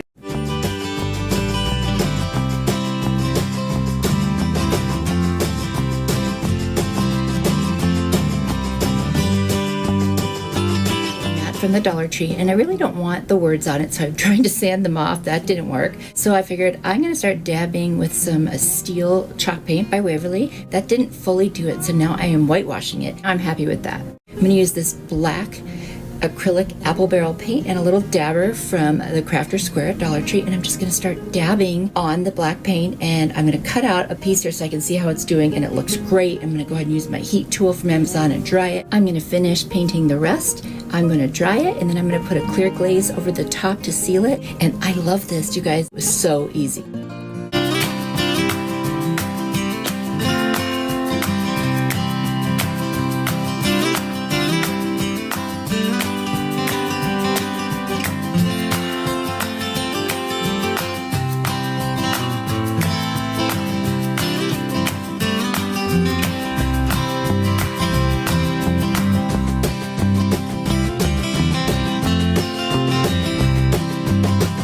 Sunburst mirror, and my friend Allie, who has a channel called Actually Allie, made one, and I remembered it, so I contacted her and I said, hey, I think I need to make this mirror. So she gave me some great tips. Of course, I watched her video, which I'm showing you a little bit of on the screen there. I'll also have a link down to her channel and video because she's really talented, and she helped me so much with this mirror, so I'm super excited. That's her finished mirror right there that you're looking at in the screen, and it's gorgeous. It's very similar to the one I made, but I did change it just a little bit. So you start off with just about 100 plus popsicle sticks. And so I did 26 in the full size, and I just cut off the rounded edges on both sides. Then I did 26 and I cut them into 4.5-inch pieces. And then I also did 26, did those at 3 inches. And then the last 26 I did were 3.25 inches. Now these are the measurements that Allie gave me. My mirror was a little bigger than hers. My mirror was a 16-inch mirror, but I made it work. Now at the Dollar Tree, you can get popsicle sticks. They're 36 in a pack, and they're, you know, kind of the big ones. Not the ginormous ones, but the big ones. And so it wasn't that bad. I only had to get 3 packages to make it work. And I used, I think it was 104 altogether. I also sanded every one of these pieces after I cut them. And the way I cut them was with my miter shears. If you have good scissors, you can do that. My scissors aren't that great for cutting popsicle sticks. I decided to use my miter shears. Super, super easy. They're in my Amazon store. Anyway, and after I sanded everything, they looked really sweet, and I did all the edges as well. Now they also sell these little squares at the Dollar Tree, and they come 4 in a pack, and I used 14 of those, and I left the middle open because you really don't need anything in the middle. Once I knew that the big circle would fit on it, I taped all the pieces together so they wouldn't move. What I'm really going to need is about a 1-inch border around the mirror, and that's what I'm going to end up with when this is done. The first thing I'm going to need to do is figure out the exact center of this circle. So I'm going to use my square and a level, and I'm going to come up with the center. Put a little tack in the middle of the round piece that came with the mirror. And I tied some twine to it, and I tried to attach a pencil. That was kind of rough. So I went around, you know, trying to make a perfect circle. I wanted it to be about 1 inch bigger than the circle because I wanted the wood to show. That was the whole point of that other wood. So it would be the mirror in the middle, that little wood circle about 1 inch, and then all the starburst pieces. And now I'm just tying the twine to the thumbtack, and then I'm going to attempt to tie it to the pencil and then trace all the way around, trying to keep it at an inch, which didn't work, so I had to do something else, and you'll see that in just a minute. Next, I'm going to hot glue all the seams of this wood so that it doesn't come apart before I cut the circle out. So my solution to getting that inch circle going around was to take a little popsicle stick, cut it into an inch, and then go around like I'm doing right now and just draw a line over the top and connect all the lines. And believe it or not, that worked really well. Just took a couple extra minutes, and I wish I'd just done that to begin with because it was super easy and definitely made a nice circle. When it came time to cut out the circle, I used my tin snips that I got from Amazon and a box cutter for some of the tighter pieces, and then I just took a nail file and I went around the edges. You can use sandpaper too, of course. And then I was going to try to come up with a stain. So what I did was I used a combination of burnt umber paint from Apple Barrel and warm buff. I watered it down a bit to create more of a stain. And I just mixed them together, and then I just kept testing it on some scrap wood that I had of the same color. And then I really liked that. So I ended up putting it on because I didn't want it to be different from the popsicle sticks, which were actually a little darker than this wood. And this brought them pretty much to the same shade. So you just got to play around with that a little and make it match, or you could stain everything a different color completely. But we really wanted to keep the starburst part in the more natural looking wood. Now I'm placing the mirror on the top, and I'm drawing a circle where it's going to sit, and I'm using E6000 and hot glue and placing it right over the top. That way it'll hold immediately, and then it will hold forever with the E6000. And then the back, I'm just kind of reinforcing it with some hot glue in that little opening there, and that really keeps the thing together. The next thing I'm going to do is take some sisal rope that I got from burlapfabric.com. You could use any rope, or you could use this kind of rope. Even the twine at Dollar Tree or at Walmart would work. And I'm just going to hot glue it right around the edge of the mirror because I don't want you to see the edges. I want to camouflage that with some rope, and I'm going to go around 2 times and just make sure that you can't see that at all. Now we're going to go back to those popsicle sticks, and I'm going to take the 2 larger ones and I'm going to alternate between the 2. So I will literally just be going every other one, and they'll be next to each other, but they'll kind of start to angle around, as you can see here, because I need there to be a little bit of a gap between them, because then I'm going to take the 2 smaller sizes and I'll start on the openings and I will alternate those. Now what I'm doing is I'm using wood glue and hot glue to attach them so that there's a very good bond there. Now, before I finish off the back, I'm going to take a little piece of twine, knot the ends, and I'm going to hot glue it and put tape over it for the hanger. Then I'm going to cut a round piece of craft paper. I'm going to hot glue that right on. Now, I thought about something after I was done, and that was this is going to be hard to pick up. So I do add another little piece of rope. I'm going to cut a slit. I'm going to add another little piece of rope with a knot on each end. I'm going to hot glue it down, put the tape over it again with the hot glue, and then I'm going to fold back the pieces of the craft paper to cover it back up and glue those down. And then I'm going to cut a little piece of the craft paper to put both up at the top hanger and at that bottom piece. Now if you want to pick it up, you can hold the hanger and the little knotted rope, because otherwise you don't want to hold it by the popsicle sticks. Even though they're on good, they're just not very thick, and that would be a definite concern. And in the meantime, I started covering up the mirror because you could just see me as a reflection or the lights, and that's no fun.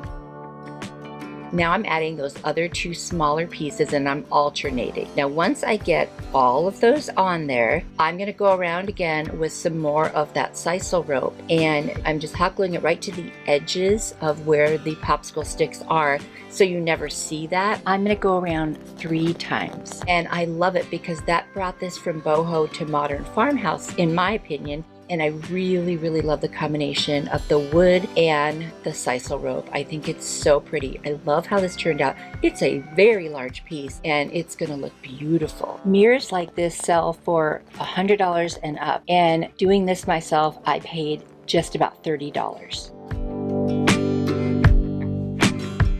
I really hope you like it. And here's just a little bit more of a close-up shot.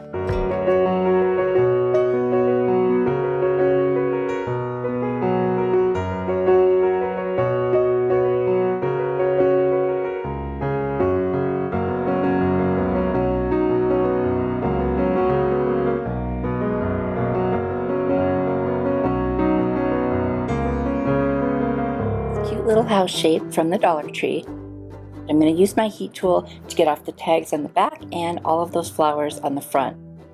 And I got that at Amazon. work, and then I sand it down. So I want to get rid of that rough spot. I'm going to use my little ladybug vacuum to get all the dust from the sanding up. I really love that thing. It comes in handy. Next, I'm going to take my Rust-Oleum linen white chalk paint, and I'm going to do several coats on this entire house. I'm going to use my heat tool to dry it quickly because I'm impatient. Then I'm going to very lightly sand again with my Dollar Tree sanding sponge just to get a really nice smooth finish, because I'm going to put some rub-on transfers from the Dollar Tree on this. Just looking at those transfers now, it's got all the cute words in all different fonts and directions, and I'm just trying to figure out how much of it to cut. It's not like I can fit it exactly, so what I'll do is I'll fussy cut it, I will attach it, and then I'll cut out individual words and just put them on where I can fit them.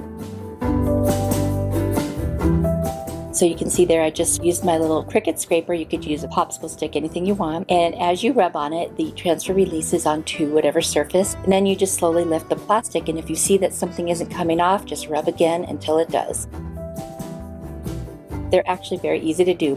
Be careful not to touch the back of it with your finger. I did by accident and a little bit came off. So then you'll see I will go in with a little black marker and just kind of touch it up.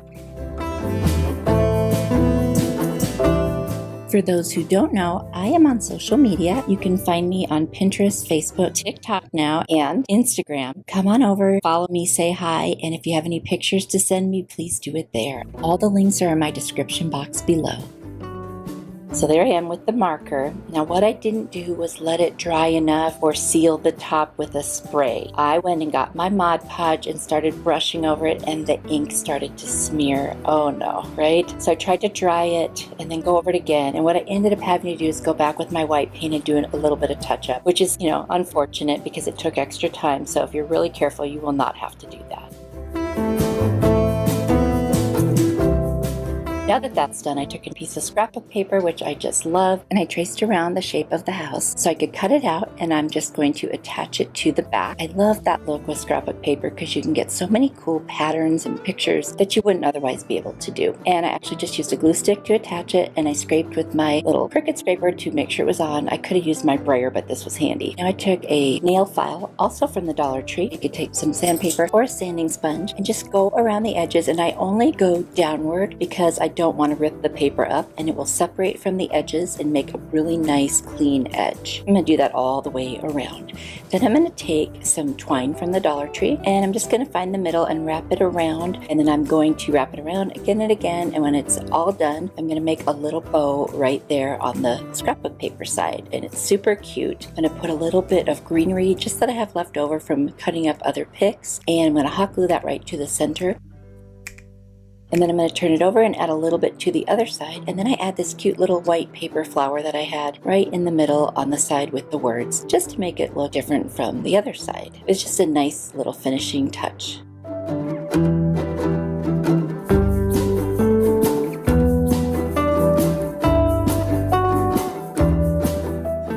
I decided that the other side needed something right in the middle between the two pieces of greenery, so I found this other little light green kind of flowery pick that I had, and I'm just going to attach it right there.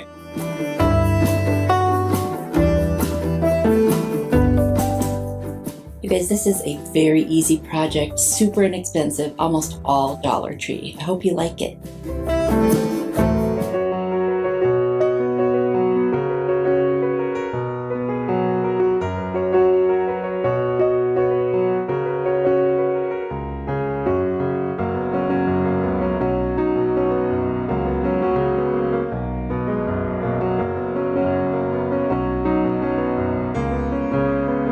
Easels from the Dollar Tree, and I decided to turn it into a cute little farmhouse standing sign. I'm going to paint the entire back and around the frame with my Rust-Oleum linen white chalk paint, and when that dries, I'm going to take some scrapbook paper and I'm going to cut out the exact shape of the rectangular portion of this sign. And once I have that, I'm going to take the blade of my scissors and I'm going to rough up all the edges completely around this entire piece of scrapbook paper to give it a more rustic kind of weathered look, which I really like. I'm going to use my glue stick and attach that right onto the whiteboard.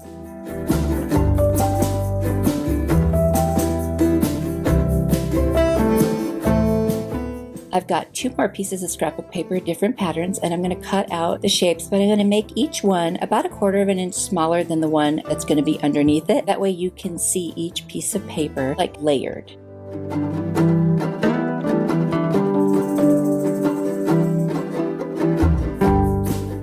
once I get them cut out, I'm also going to rough up the edges on those two pieces with my scissor blade. And then I'm going to take my glue stick and attach them directly to the middle of the front of the easel so that you see the 3 layers. And I just think that's so cute.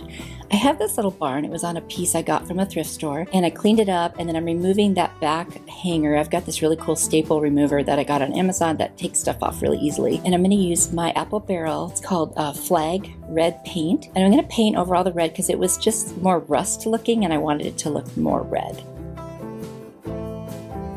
And I'm going to take my jot marker in black and I'm going to go over the parts that were black, like the roof line, the edges of the roof, and then the box in the middle. And I'm going to draw the barn doors as well.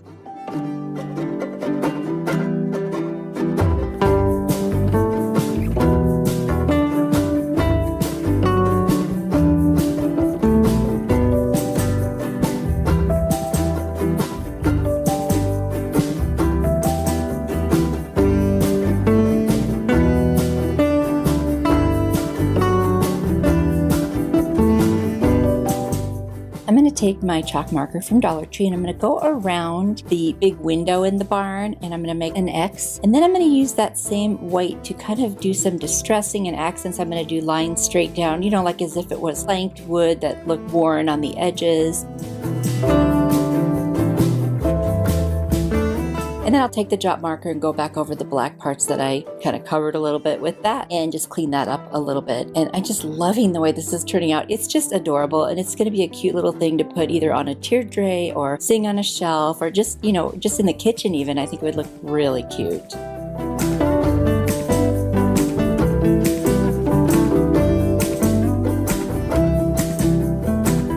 And then I'm just going to take my hot glue gun and I'm going to put a bunch of hot glue on the back so it's nice and secure. And I'm just going to attach it right to the center of my easel.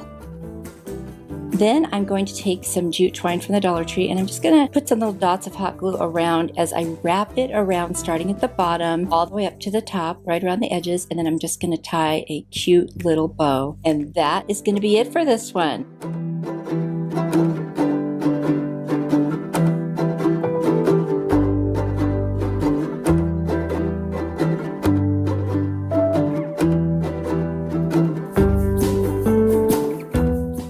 Absolutely love it. It turned out so cute.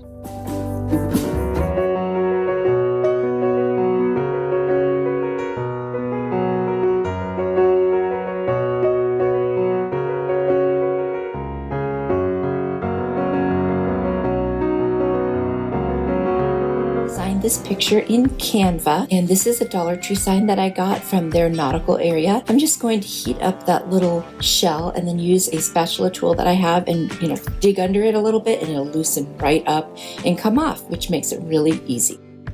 Then I'm going to take off the hanger. It just slips right back through the holes. And I'm going to do the same thing with those frame pieces, heat them up, and then use my spatula to take them off. Then I'm going to take a piece of craft paper with hot glue, and I'm just going to put it around the back and then cut off the excess. I like to do this before I put too much on it because that way I don't have to keep turning it over, you know, on its face. And now I'm just going to go ahead and get all 4 sides attached with the hot glue, and then I'll do a much better trim around the edges. Once I've done that, I'm just going to poke some holes back through the holes with this little wire thing I saved and just make sure there's a nice clear path for later when I want to put the hanger back on. Next, I'm going to paint the back with the Rust-Oleum chalked linen white paint. I'm going to do 2 really good coats and dry it. And then I'm going to use my polyurethane and do 2 really good coats of that and make sure it's completely dry. That's critical for the sublimation process on wood. There's that design I made. I fussy cut it so it's smaller. And then I'm going to take the frame pieces and use my burnt umber, and I'm just going to go ahead and paint that on there all around the edges and put that aside to dry.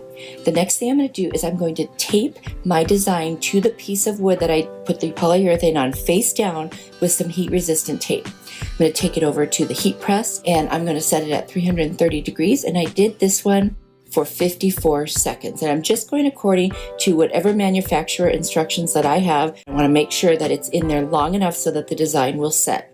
Once it's done, I took it off, let it cool, and then I'm going to spray the whole thing down where the paper is with water. I'm going to use a wet sponge and make sure it's saturated. This is very important because you're going to peel off that paper, and underneath it is going to be the design, and it's actually kind of fun. It's like a reveal. Here we go, look at this. the first rip, and there's the design. And now, it's getting wet and it's soaking into the paper, and I'm just going to rip it all off.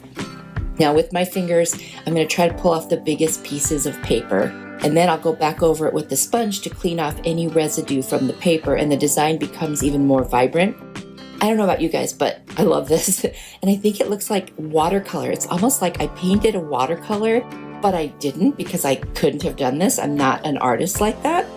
Anyway, you could create any design in a graphic arts program and then put it on sublimation paper, put it on a canvas, on a piece of wood like this that you covered with polyurethane, and look how gorgeous it is. I'm going to dry off all that water now. The design looks amazing. I'm going to use my burnt umber paint by Apple Barrel. I'm going to use a chippy brush. I'm going to spray some water with my mister right over the top of the picture, and then I'm going to just brush gently across, very much like a dry brush where you wipe most of it off and then just drag the rest across and give it a little bit of that antique look.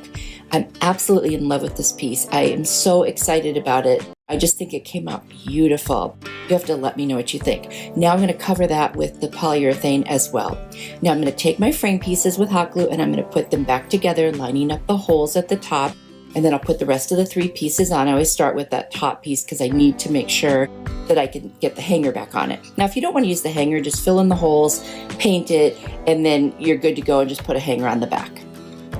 Anyway, I am in love with this. I hope you guys like it. So here I go, reassembling the frame, putting the hanger back on, and that's it, you guys. This is done. Oh, except I also want to put polyurethane around the frame because I hadn't done that yet, which is very easy. I'm just using a little foam brush, getting around all of the edges. And then I noticed on the side a little bit of the white paint on the bottom piece that soaked through, so I'm just using a furniture marker from the Dollar Tree, and I'm just touching that up super quick. Any brown marker will work. Let me know what you think down in the comments. And I decided to name this one Summer Porch. Did I mention how much I love this one?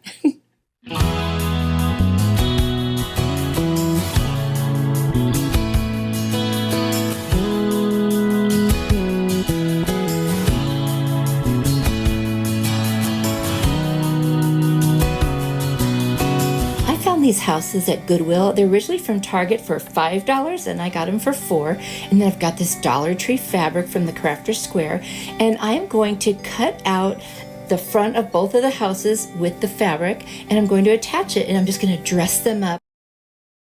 I'm going to use my Beacon Fabric Tack glue to glue the house right onto the fabric. I'm just going to pick the area that I want to use, and then I'll trim around the edges with my scissors. Super easy. I'll do the same thing with both of them. Now that I've got the houses trimmed, I'm going to use an X-Acto knife and go in and cut out where the little windows are. I'm going to use some of that Beacon Fabric Tack glue to put in there to kind of set down the edges. I'm just going to put a stick in there and help that along. Then I've got this piece of a basket that I took apart from the Goodwill, and I'm just going to cut it into little pieces to make a roof line for the taller house. I'm going to use my miter shears from Amazon to cut that out. Super easy.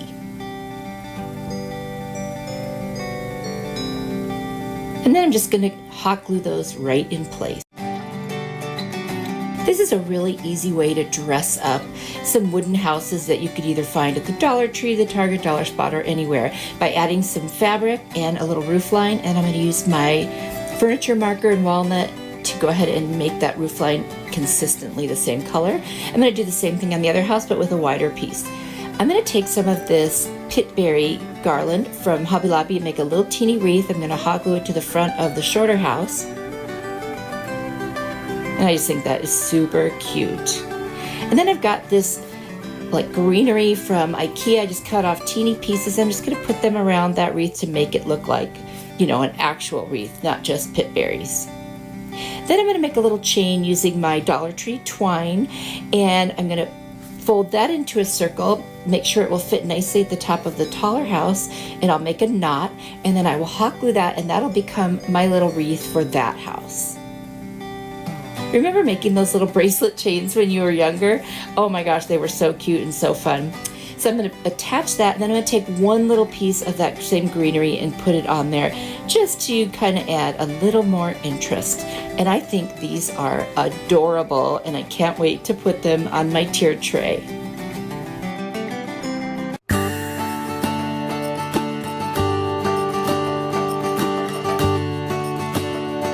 take another little wood square that I got, and I'm going to use my square ruler, and I'm going to figure out dividing it into thirds. So I'm going to put little marks wherever I can, create the thirds, and then I'll do it on both sides. So I end up with like kind of a hashtag, if you will. And what I'm doing is I looked online for barn quilts, and I found a pattern of one I really liked, and that's what I'm drawing. I'm drawing a barn quilt. Now, I don't know the name of it. I forgot to look for that, but it's okay. It doesn't even matter. I'm going to use my little wood burning kit. I haven't used it before, but I decided to do it today. I don't think I really needed to in the long run, but I wanted to try it out, so I did, and there is my little barn quilt.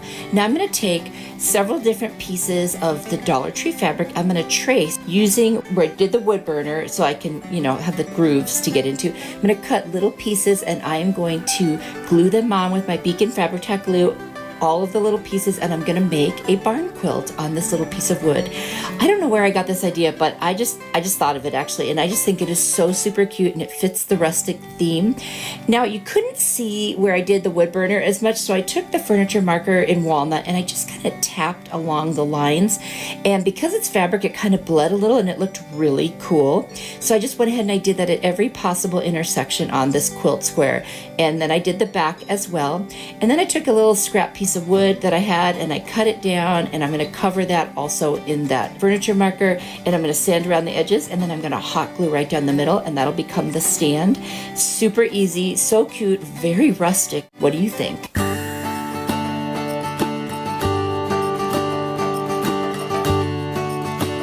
got my Dollar Tree fabric, and then I've got these sticks. And I'm just going to use my miter shears and cut them down. I'm going to make a mini ladder. So there was already a piece that worked perfectly with another piece sort of attached to it. So I just used that as my base, and then I created another side and the 3 pieces. And I'm just going to make sure they're cut to the right lengths, and then I will hot glue them down to each other. Once I have this set, I'm going to take some jute twine, and I'm going to start by hot gluing it on the back, and I'm going to wrap it around each intersection, so there's 6 of them, and I want to end up with an X over the middle of each intersection, and then a piece around the top and bottom. So I just did that, and you can do this any way you want. That's just what I decided, and there it is, all finished. Now I cut a little piece of this fabric, and I'm going to figure out how long it needs to be. I want to make a mini ladder blanket. You know how you hang blankets on those little ladders? So I'm just going to cut a piece that I think is about the right size. And then, of course, I end up trimming it down even more when I'm done. And I'm going to fray the ends, and I'm just going to fold it and hang it over the middle rung of the ladder. So cute, so easy. I am just loving these little mini pieces. They are adorable.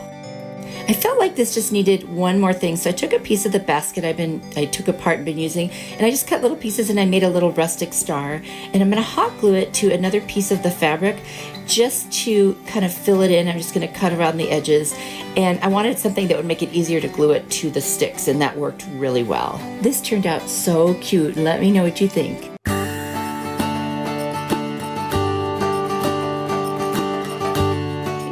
I'm going to take this little tin piece that I got for $3 at a thrift store. I've got these rub-on transfers from the Dollar Tree, and this was left over from a sale item from Hobby Lobby.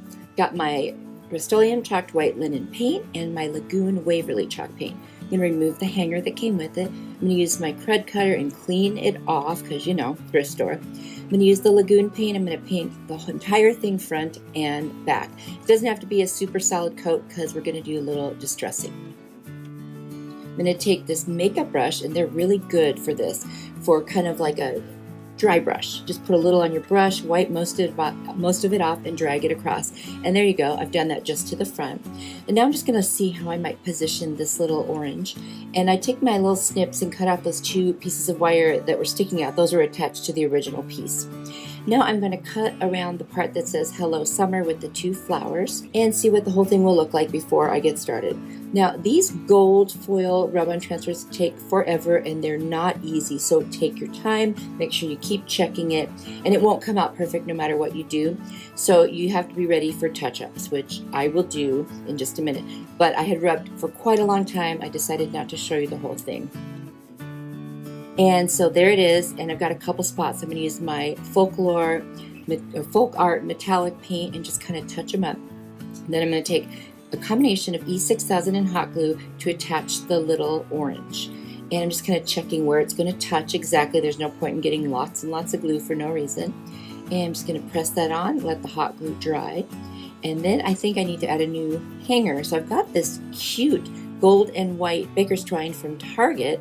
Just going to feed it through those little tin hanger things, tie a knot, and I'm just going to tack it down with some hot glue. And then on the back, put a little piece of masking tape over it just to really make sure that it is not going anywhere. It's not heavy, but if I decide to put anything else on it, it will definitely be able to handle it. And that's it. It's so cute, so easy, so fast, and I hope you like it.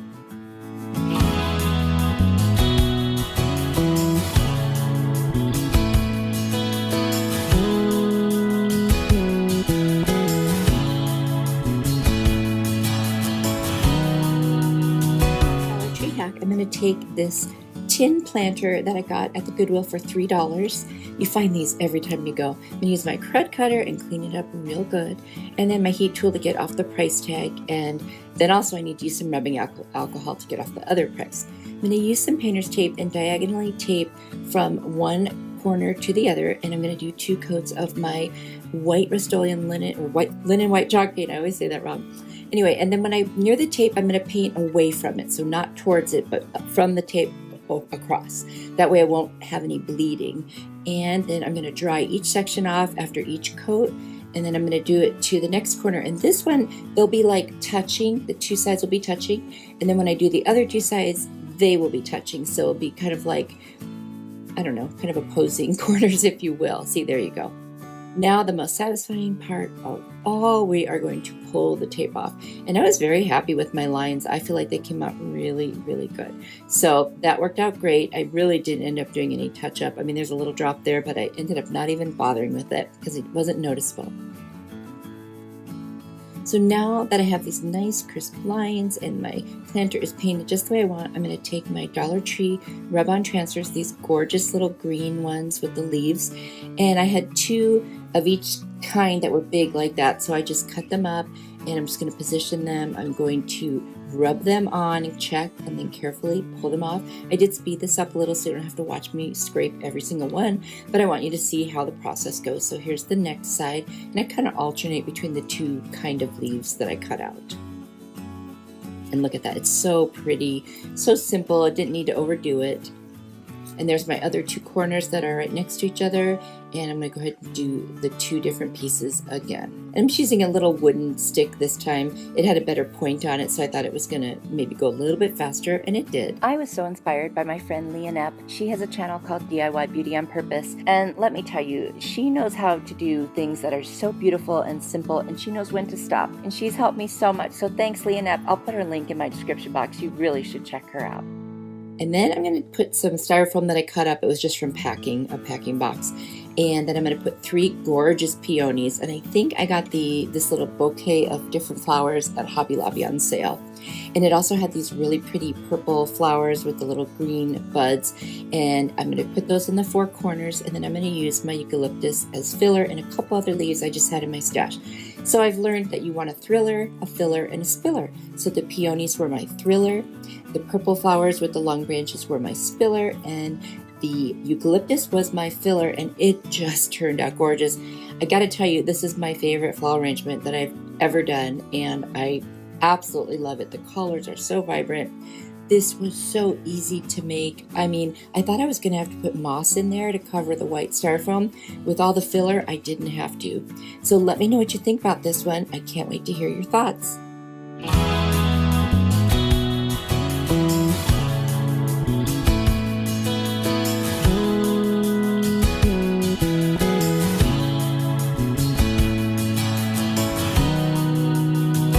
This DIY screams, I'm ready for spring.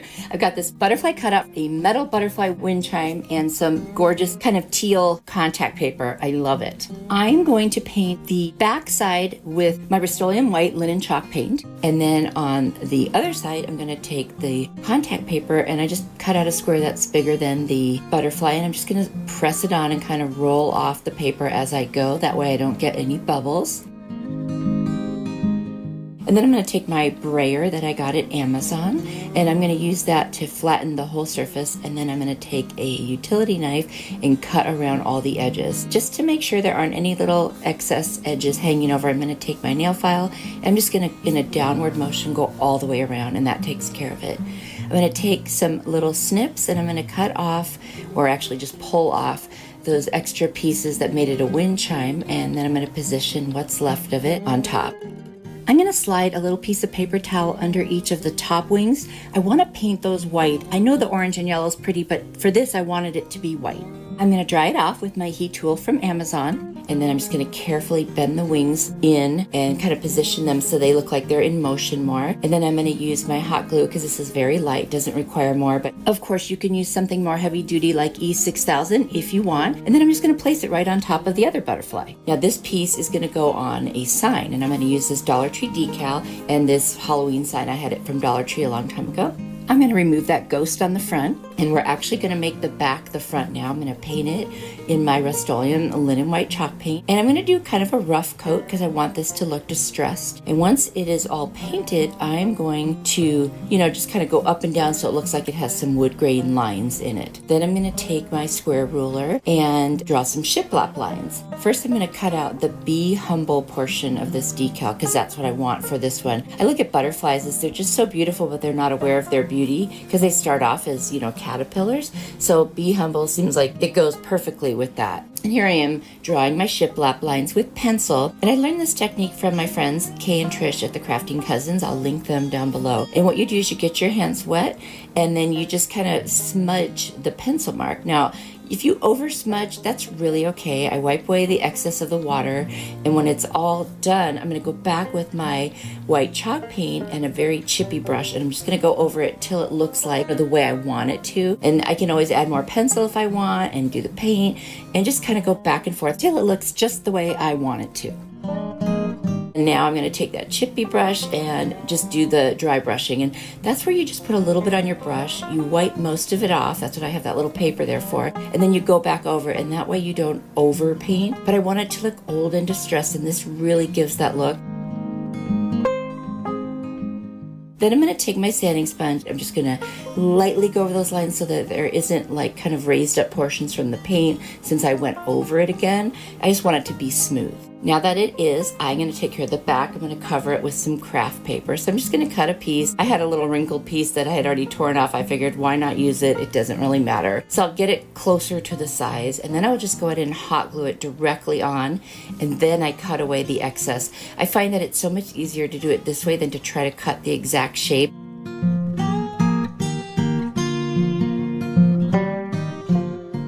And then I just take my little scissors and I'll just go around. Now I don't want to lose my hole, so I'm just going to take a pencil and poke right through, and that way it'll go through the paper, and I can go ahead and put the hanger back in. And then I decided to take the side of my pencil and just kind of go around the edges. Now I am going to change, this is the original twine that came with it, but I'm going to change it to some white twine that I have from the Dollar Tree. So right now I'm just figuring out where am I going to put the butterfly and where am I going to put the decal. So I think I like where I've got it. I'm going to go ahead and peel off the decal. It is sticky. So I'll go ahead and just set that on there right where I want it. I don't need to put Mod Podge for this. And this is going to be an inside sign, and so I'm actually not even going to put Mod Podge over the whole thing. You absolutely can if that's something you like to do. And then I'm going to take my E6000 and I'm going to put that kind of around the back of the butterfly, and then in the middle of that I'll add some hot glue. That way it'll stick right away so I can keep working if I need to. And then I'm going to take my butterfly and I'm going to put it at a slight diagonal up on the top left.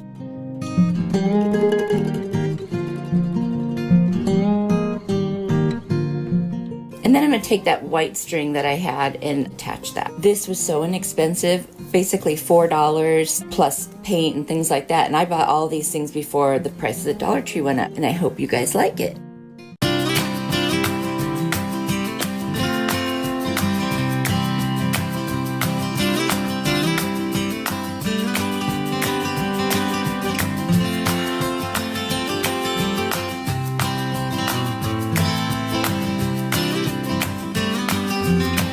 Use some florals from the Dollar Tree, not that one as it turns out. Part of this decal, a pretty spring napkin, a little jar, and a picture, all from the Dollar Tree. I'm going to open it up and take out the glass and the backing. I'm not going to need the glass at all for this. I am going to need the backing, and I'll use that momentarily. And then I'm going to also use that contact paper. I forgot to mention that. I'm going to separate the 1-ply that's on the napkin because it's a 2-ply napkin. Of course, you got to remove that. And then I'm going to figure out how much I need because I want to decoupage the picture frame with that napkin. It's going to be so pretty. So I'm just going to cut out some strips that will be long enough and wide enough to get around the entire frame. And I measured everything. And I will have to piece it together, but no big deal because it's a busy pattern, you won't notice. And now I've got my Mod Podge. I'm going to apply it to the front, the side, a little bit of the back, and a little bit of the inside front. And just carefully lay that down in pieces and then just, pat it down. And then I'm going to continue. I'm just going to show you one side because then you'll know how to do the rest. And once I get that on, I'll go ahead and lay some Mod Podge right over the top of it. And I'm going to dry each section between application. Now I'm going to turn it over and apply Mod Podge all to the front there, and then lay that down and press it into the frame gently so I don't tear anything. The napkin starts to get wet from the Mod Podge, so you have to be really careful. You see, I'm just tapping it lightly, not pushing hard or anything. I don't want to rip it. And then I'm going to have to cut a little slit in the corners to make it fold under because it doesn't go up straight, obviously. I'm going to do that with the outside corners as well at an angle. Another slit across this one and cut on the diagonal. Doesn't have to be perfect because Mod Podging is very forgiving when you have a busy pattern like this. And besties, if you're enjoying this video, please do me a favor and hit the like button. And then I'm going to cut off the excess and just make sure that everything is covered in Mod Podge now and laying down flat. And I'm drying it again. And then I'm going to, once it's dry, I can slightly just rip that napkin right off the edge. See, I'm doing it so carefully, little pieces by pieces. And that way it'll be a nice clean edge. And actually that's on the back. You wouldn't see it anyway, but I still tried to make it look nice. So there's one whole side done. And now the entire frame is done. I just think it's so, so pretty. Now I'm going to take that piece that's the backing of what was in there originally, and I'm going to lay it on top of this contact paper, and I'm going to cut out, roughly that size. Again, it doesn't have to be exact because we will trim it.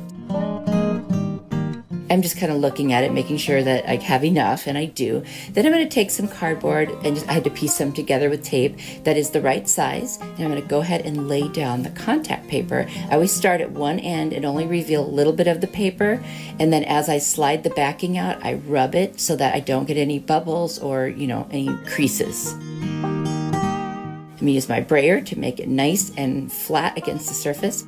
And then I'm going to take my little teeny scissors and I'm just going to cut around all 4 sides. Now I'm going to take my decal and I'm going to cut off that little extra embellishment on the side of the L because I don't really need it and it makes it too big. And I'm just figuring out where I'm going to position it. I'm going to take my little glass jar, put a little bit of that glue on it, and I've got this pretty green ribbon and I'm going to wrap it all the way around and secure it with glue. Now I'm going to go through all my little flower scraps that I have and I'm just going to piece some really pretty colors together that I think will look good with that frame. So I'm going to get the backing in the frame, nice and secure, and then the actual backing. So the piece I did and then the backing, I'm going to push down the little tabs, make sure it's in there. Then I'm going to remove the decal from the backing and I'm going to apply it where I would like it to be, right on the contact paper. And you can see it kind of started sticking, but it comes right up because it's just a contact paper. It's a nice smooth surface, so it doesn't take any of it with it, and I can reposition it and fix it. And you just press that down. Now I decided I want to add some more ribbon around this because you can see the little ends of the flowers. So I did that. I secured the flowers in with a dab of hot glue, and now I am putting the little glass jar on the picture with some hot glue, and I think it's super, super cute. Now I want to add a little flower and a butterfly, and I'm going to just put those in individually with hot glue just to give it a little more color and fullness. Now I want to put a hanger on. I probably should have done that first. I always forget that. Do you ever forget to put your hanger on until afterwards? Please tell me I'm not the only one. So I'm going to put it on with hot glue. It's just a piece of rope. I'm going to cut those little edges, and then I'm going to take a piece of masking tape. I like to do this to secure the pictures. I actually got that tip from Holly at Hot Humble Pie. I love that idea, and you just go ahead and glue it down, and it really, really is secure now. That thing isn't going anywhere. So I'll put Holly's link down below in case you want to check her out. She's awesome. And now I felt like it was too bright, compared to everything else that I have. So I just whitewashed it with my white chalk paint. You guys, I love this so much. It's beautiful, it's vibrant, and it's so spring-like. And it was under $5 to make.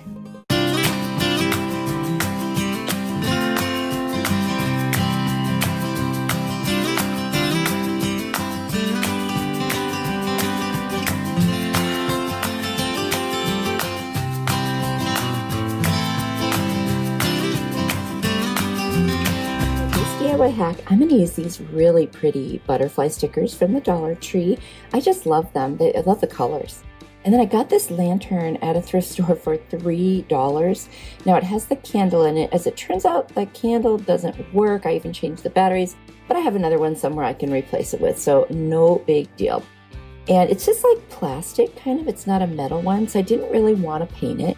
But it comes apart. In order to clean it, I had to take it apart. So I just used a flathead screwdriver and kind of pried the sides open, and that made the top easier to come off. And then everything else either pulls right out, or you just need a little Phillips head screwdriver, like those black pieces on the top. I just used a little screwdriver to take those out. And once I took the screws out, they came out really easy. And then I was able to pull the 4 glass pieces out. And I did clean the glass pieces with glass cleaner on both sides. They really needed it.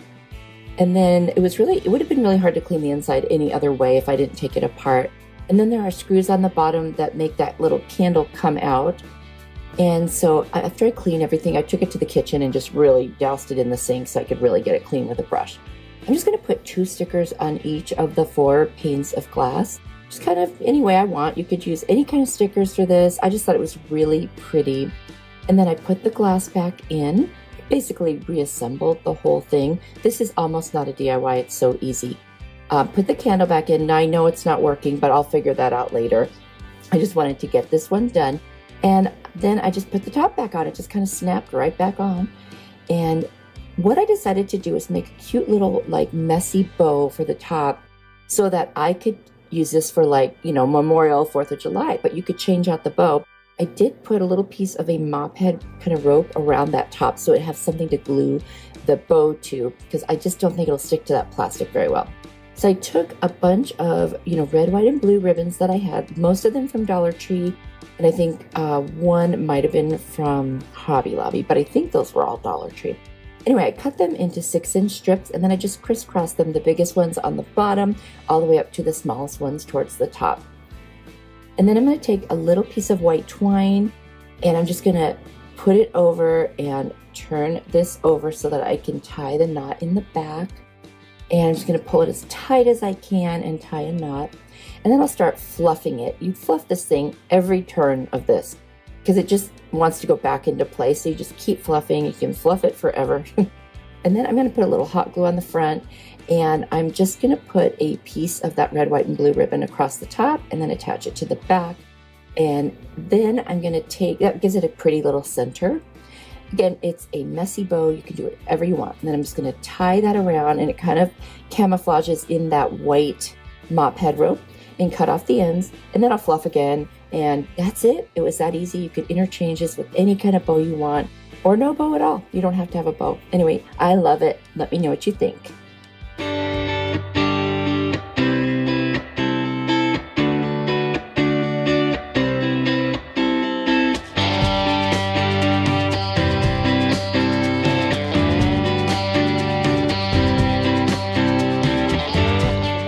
They come in a stack of 4 for $1.25. I actually found them also at Dollar General. They were still $1. Not sure how long that will last. Anyway, I only need one for this hack, so I'm just going to take one of them. And I have this mixture of a gray paint, a chalk paint with baking soda added to it because I wanted to create kind of like a texture, make it thicker. So I'm putting that on the outside of the bowl,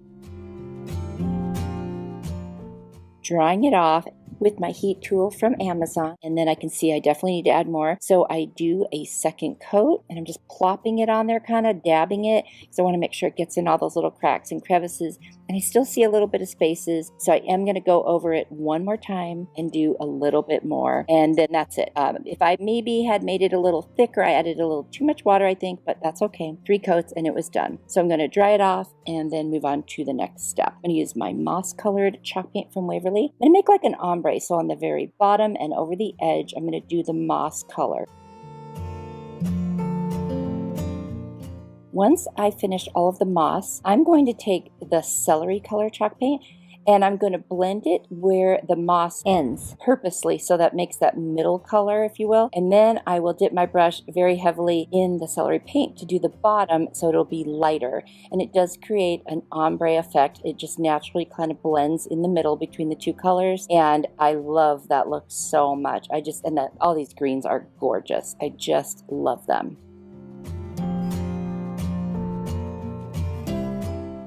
I'm going to let that dry. And then I've got these salt and pepper shakers, and they were also $1 for 2. Found out about Family Dollar from She's So Crafty, and I'll link the video where she talks about it down below. It's awesome. So I'm adding these little stones that I got from the Dollar Tree. I'd put a ribbon on there, but I realized I needed to wait to put it back on, so I wanted the lid on there. So now I'm just reattaching the ribbon. I had used my Beacon Fabric Tack glue for that, so it wasn't dry yet. Easy fix.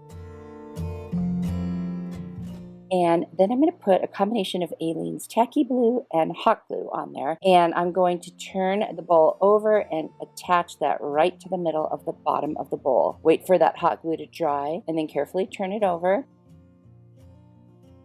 And what I'm going to do is take some more of those stones. And then I've got 3 gorgeous succulents from the Dollar Tree. I'm just going to put them in there. You guys, that's it.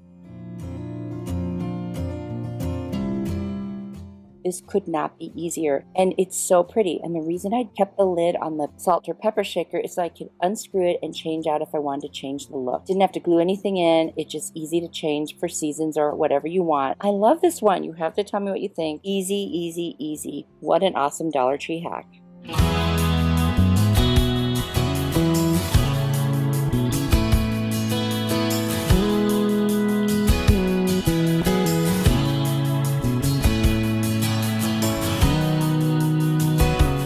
Is so cute. Got one bowl, and then I've got that rope from Walmart, which, by the way, it's very inexpensive. The celery colored chalk paint, and I'm just going to paint the inside of the bowl. There's really no reason to paint the outside because it's going to be covered with the rope. Of course, use my heat tool to dry it, and then I'm going to use some Mod Podge for the inside. That way, if I put things in this bowl, they won't scratch the paint. Now I've turned the bowl over, and I'm going to take my hot glue and take the rope, and I've slowed it down so you can see I'm just going to kind of start winding it around itself. Almost look like a flat little spiral. You'll see it in a second. And then I'm going to set that right on that little bit of hot glue that I put there. And I'm going to start what will be a spiral going around and around and around to cover the entire bowl. And you'll see right when I lift my hands what the start of it looks like. And then I will just keep adding hot glue, and I'll just go around and around. And I do use hot glue for the entire thing. I don't want part of it to lift up. I think that's risky in this particular situation. And then I'll skip ahead and show you when I've got a little bit more of it done. It's looking really nice. And then I'm going to take 2 pieces of rope, and I made them the same size, and I'm going to attach them with hot glue, one to each side, and it will become the handle. And once it's attached, I will continue wrapping the rope around, and that way you won't even see where I've attached the handle. I mean, there'll be a little kind of bump in the rope, which you will see at the end, but it looks really cool. And so this is just the best way to secure that, and that way no matter what, that rope is on there really good, and if there's something a little bit heavier in the bowl, it will be able to handle it. No pun intended, the handles can handle it. Anyway, and if you notice there's a little crack in my bowl, I don't know how I did that, but it's going to be wrapped in the rope, so it's really going to be stable when it's all said and done. So now the second handle's on, and I'm going to continue the wrapping around and around. I won't show you the whole thing. And there it is. So I think that looks really nice, and it just makes it much more secure. And then I'm going to take these 2 corks, and I'm going to cut them to the same size. I end up taking another one, and I'm going to use these to make legs for the bottom of this bowl. And I just think it's so cute. Makes it very rustic. I'm going to take a pen and mark where I want them to be so I don't forget, and get them on there pretty evenly. And then I'm going to use E6000 and a little bit of hot glue to secure each one so that it will stay in place while I finish this project. Now, because they're not all the same color, I took some cashew and hazelnut chalk paint by Waverly and I mixed them together. I'm trying to get a color that complements the cork color. So I end up adding some antique wax, and then I really like what it looked like. And I'm just going to paint the very bottom of the legs, and a little band around the bottom and leave the cork for the rest of it.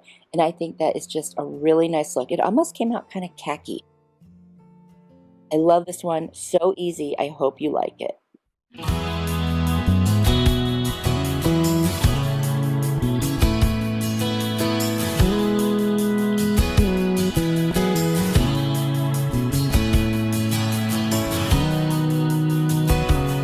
Bowl hack. I'm going to use this candle from the Dollar Tree. These 3 flowers I took off a pick from the Dollar Tree. And then this was from a pick I got at Walmart. And these are also from the Dollar Tree. I don't end up using those little pink kind of berry ones.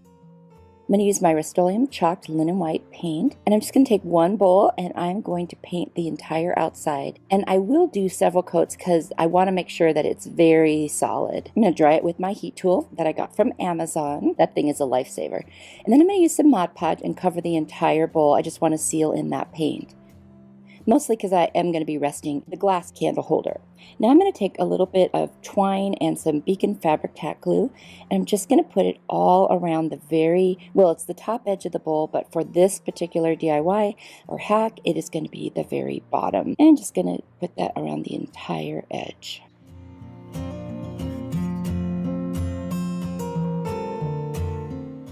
I'm going to start snipping off the little, like the leaves with the yellow kind of flowers on them, because that's the only part I'm going to use of that pick. And then I'm going to take those little pieces I cut off of a Walmart pick, and I'm going to turn the bowl upside down.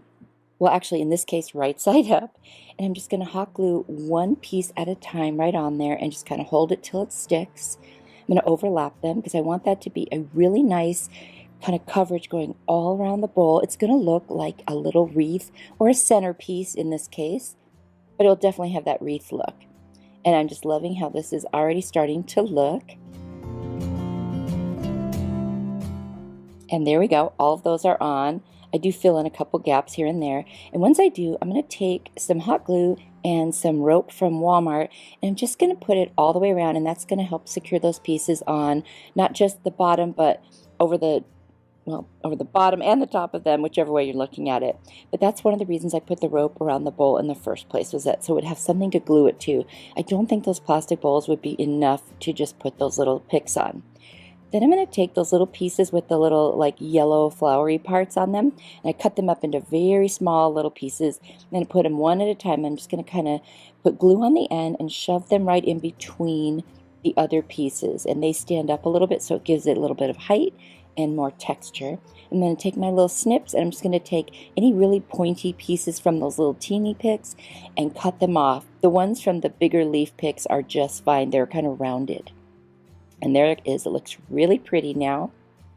And then I'm going to take the 3 flowers that I have. I pulled off the leaves, so there's just a little point on them. And I'm going to put them around this centerpiece wreath, and then I'll put a little dab of hot glue on the other side where it pokes through, just to solidify that it's in there. I'll do the same with all 3 of these. And of course, those glue webs are driving me crazy. You have to tell me in the comments if they drive you crazy too. I've tried everything, the heat tool, a brush, you name it, they're still there. And there it is. I'm loving how it looks, and there's the candle on it. This was so easy.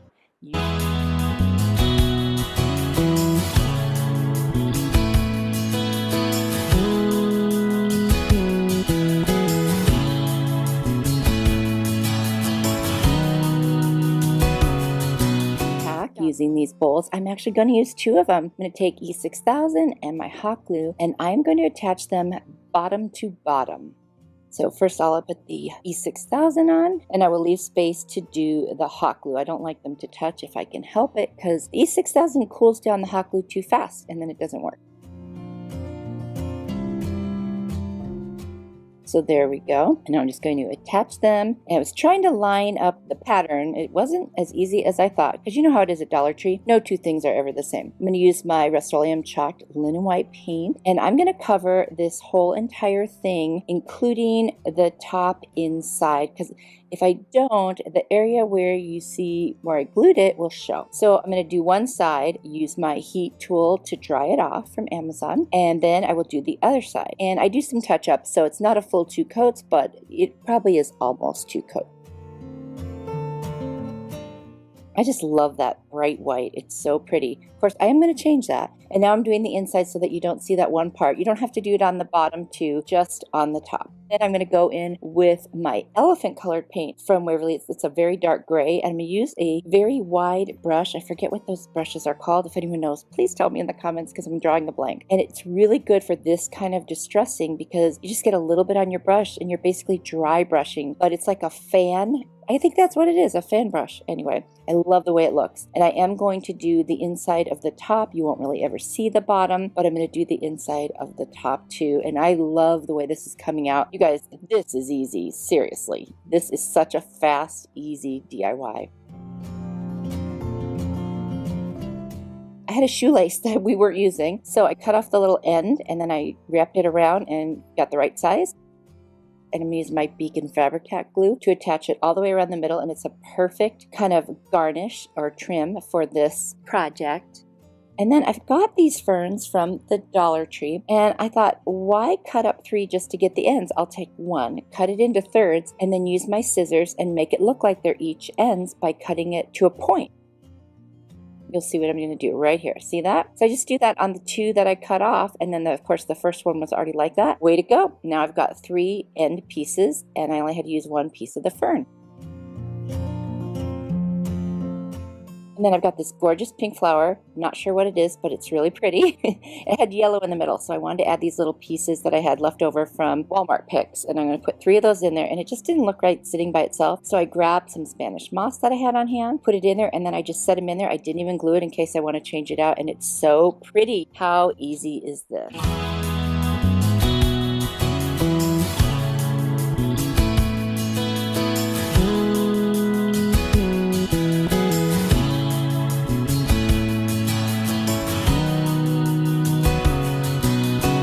Hack. I'm going to take 1 bowl, and these napkins, I think I got these at Hobby Lobby. They are 3 ply, which means you have to remove 2 plies.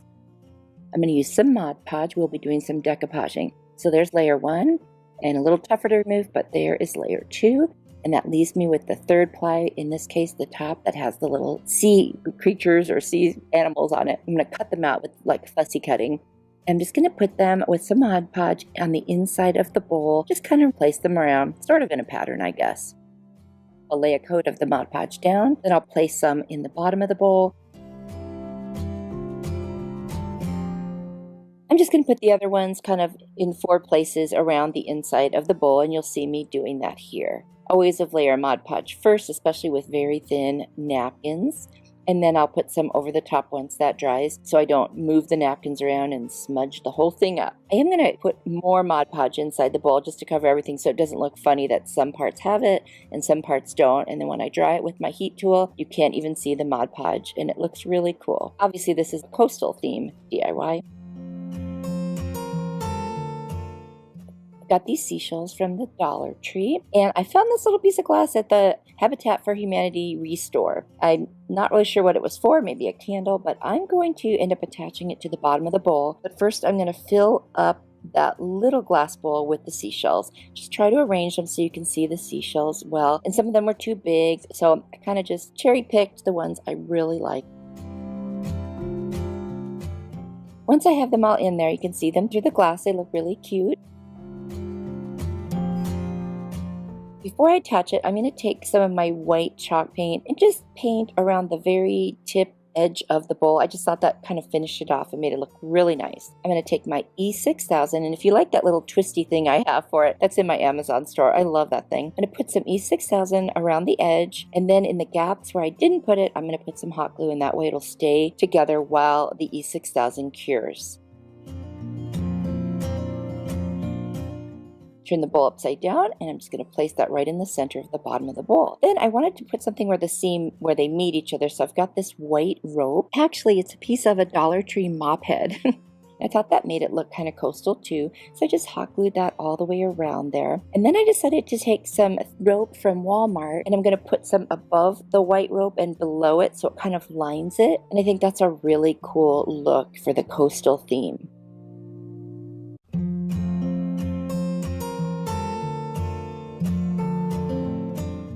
And And then I add a little bit to the very bottom of the glass bowl too. I just thought that finished it off. I really think this is cute, and talk about easy. Oh my gosh. Such an easy piece. It'll go nicely in my bedroom, which is the only room in my house that has coastal. This would be a great thing to throw jewelry, knickknacks, whatever in, and have it sitting like on the dresser. I hope you guys like this one. What a great Dollar Tree hack for this bowl.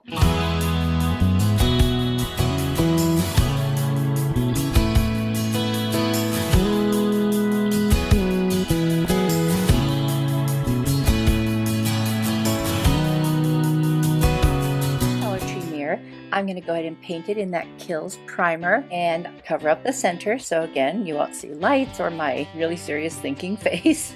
I'm going to do about a coat and a half just so you can see a little bit of the silver through it. You know, it did occur to me afterwards I could have spray painted this outside. It might have been a really cold snowy day when I did it, so that might be why I didn't, but anyway, just an option for you.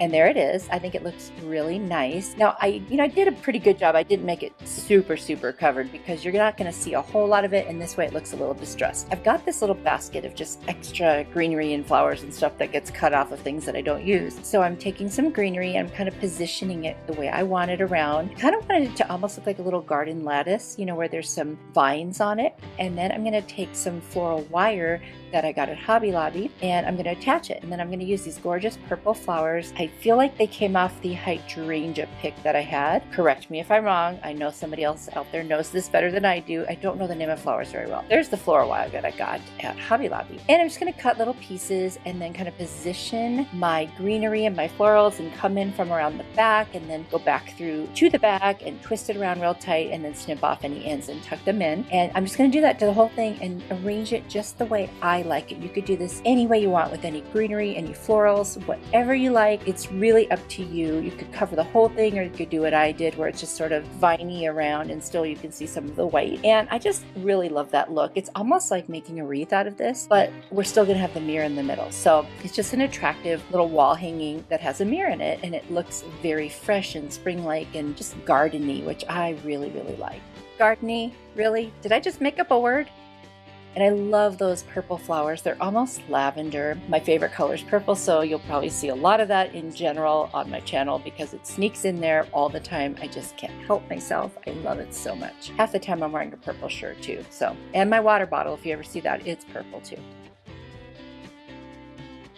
Anyway, isn't that pretty? I think it just came out so pretty. And then I'm just going to take some hot glue and kind of tack down any really wild ends that didn't lay the way I wanted. And you know, that's just an easy way to kind of manipulate it and make it look just the way you like.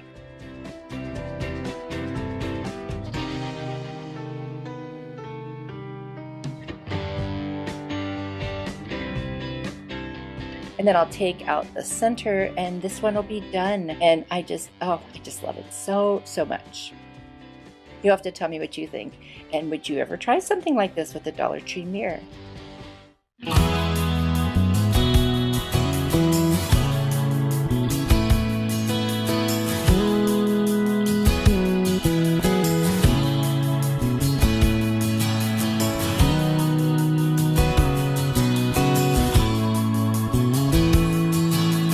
Calendar hack. I am going to use 8 4x6 frames from the Dollar Tree. They don't even have to be the same because I'm only going to use the glass.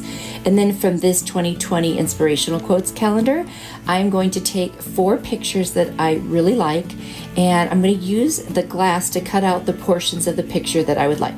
I've seen these glass tile pictures. They're usually bigger than this, but I wanted to try it on something small, and I'm just going to reassemble the frame and use that later for another project. So there are all 8 pieces of the glass. Now I'm going to find the spot I want that doesn't have words on it, but it captures the essence of the picture, and I'll trace that piece of glass on there, and then I'll cut each of those out for all 4 of those pictures. And it reminds me of those nature glass tiles that people are getting that are so expensive. Now, I realize this isn't quite as high-end as that, but it was cute. And I thought if you couldn't afford the other one, this is a great idea. And if you're also not a photographer, which I am not, I could never take pictures that look like this. Anyway, I need to put something on the back so that the lines on the calendar don't show. So I found this really pretty burgundy colored scrap of paper from Walmart that I had on hand, and I'm just going to attach it, the burgundy side against the back of the calendar page, and that way you will never see the lines. There's another little hack for you. And then I'm just going to use my little tape roller to put on the back of each of the pictures and then attach that to the front of the scrapbook paper. I hope that makes sense, but you can see what I'm doing. And like I said, that keeps it from being see-through. And it's okay that the back is white. It doesn't really matter. And I'm just trimming things with my paper trimmer as I need to go. And then what I'm going to do is figure out the best way to adhere this. So I did an experiment on an extra piece of glass I had. And I tried Mod Podge, Beacon Fabric Tack Glue, Beacon Spray Adhesive, and the tape to see which shows the least. And it was the Beacon Fabric Tack Glue that showed the least. So just so you know, I wanted to try that experiment. So I'm just going to put a dot of glue, very small, on each of the corners of the very back of the picture and the paper that I put together, and then I can attach that directly to the back glass, and then I'll do the same thing on the front and put the front glass on. And I just think they're really cute. Now, if you had your own real photographs or somebody else's real photographs, it would probably look even better than a calendar page. I've got this gold and white twine, and I'm just going to make a little hanger and put some very, very sticky packing tape over that in the back. And I didn't have a chance to hang anything, but I just wanted to show you what they look like. I think they're super cute. And if I had thicker glass, I actually think they would even look more high-end. So just an experiment, and I'm happy with how it turned out. For this Dollar Tree calendar hack, I'm going to use this 2022 Farmhouse calendar, and that is actually the picture I'm going to use. It was one of the months. And then I've got this piece that I got from the Goodwill. I got it for $3.99, plus it was a pink tag day, so I got some 10% off. I'm going to clean it with my crud cutter, and then I'm going to cover the whole top with the Plaster Color Paint by Waverly. I love that color. It's perfect for something rustic. It's not stark white. Then I'm going to take antique wax and this old makeup brush that I got at the Dollar Tree a long time ago that's seen better days, but it's perfect for dry brushing, where you put a little bit on your brush, wipe most of it off, and then kind of drag it across, and it gives it that old aged, weathered look, which is what I'm going for here. I'm just going to go ahead and go around the edges and make sure that those are a little bit distressed as well, and it kind of bleeds over to the front. Then I'm going to take my square ruler, and I'm going to measure every 1.5 inches. I'm going to put a little spot. I'm going to do it on each of the ends and in the middle, because my square isn't as long as this piece, and I want to be able to draw straight lines. And I'm going to use the pencil and basically draw shiplap lines. And then I'm going to just take my finger and smudge the pencil. And if it gets too dark, you can go back in with a little, paper towel, just kind of damp, and wipe off the excess, which I do. And then, because I didn't want it to be quite that dark, I'm going to go back over with that plaster, just lightly dry brushing it over the top to mute out a little bit of those lines. I'm going to fussy cut out the word farmhouse. See, it took a while, but it was well worth it. And I'm also going to cut out the wreath. I am going to go back and cut out the center of the wreath as well. I'm going to use my Mod Podge. I'm just going to start laying down the Mod Podge and then placing my letters over it. A couple of them broke apart, so I have to put them on individually. But this is something you can do if you don't have a cutting machine and you don't like the font on stickers, but you love the font on the calendar page. So I just thought this was so cute. I loved it. And then I'm just going to put Mod Podge all over the top, and that is that for the word. And then I'm going to do the same thing with the wreath, but I'm going to turn this into a 3D wreath. I'm going to use some actual greenery and embellish it. But now I'm going to go all over the whole rest of the sign with the Mod Podge, because I want it all to have a nice seal on it.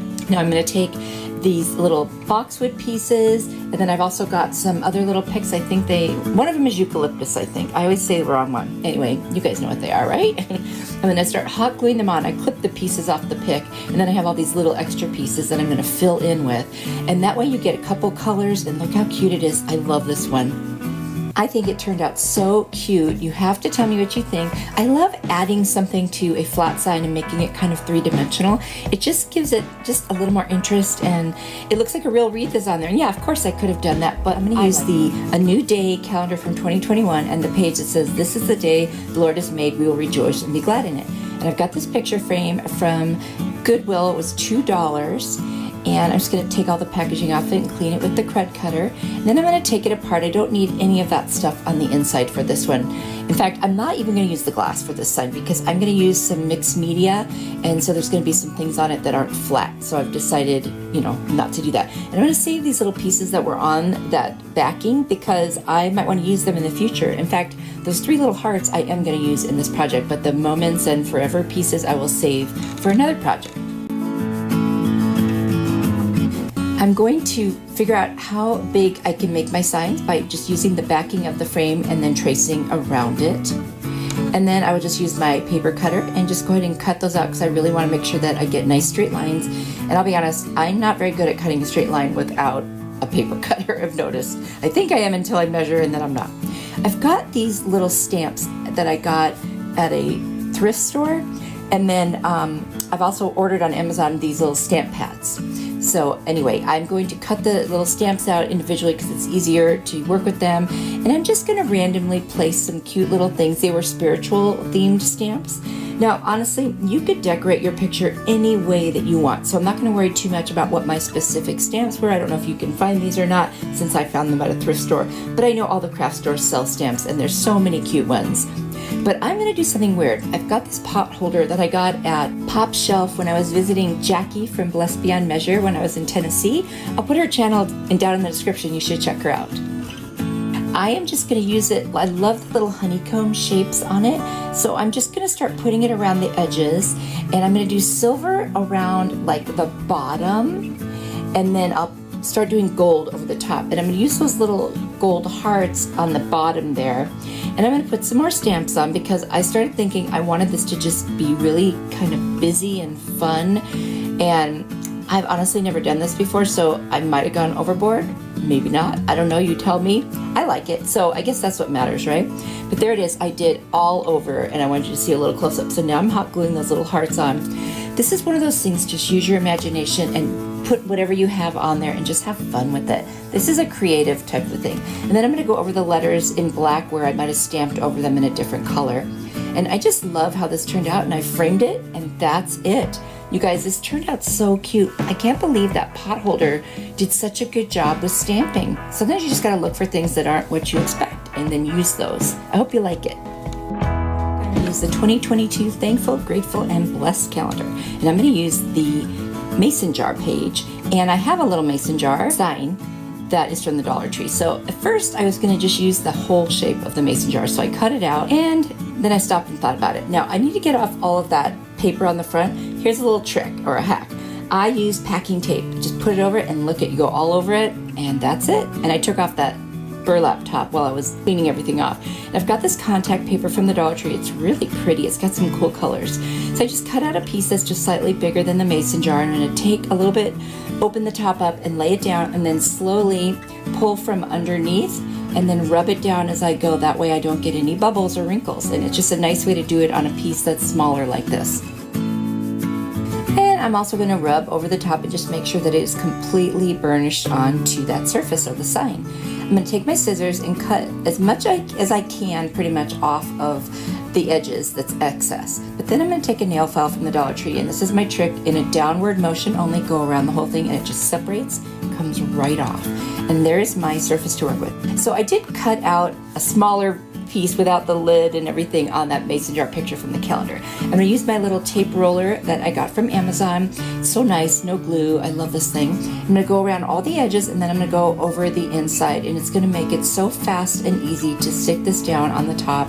And I just love it. So it's kind of funny because it doesn't matter now that that picture was a mason jar because it doesn't look like one anymore, but oh well, I just liked it. It's cute. And I like what it says. It's got cute little things on it.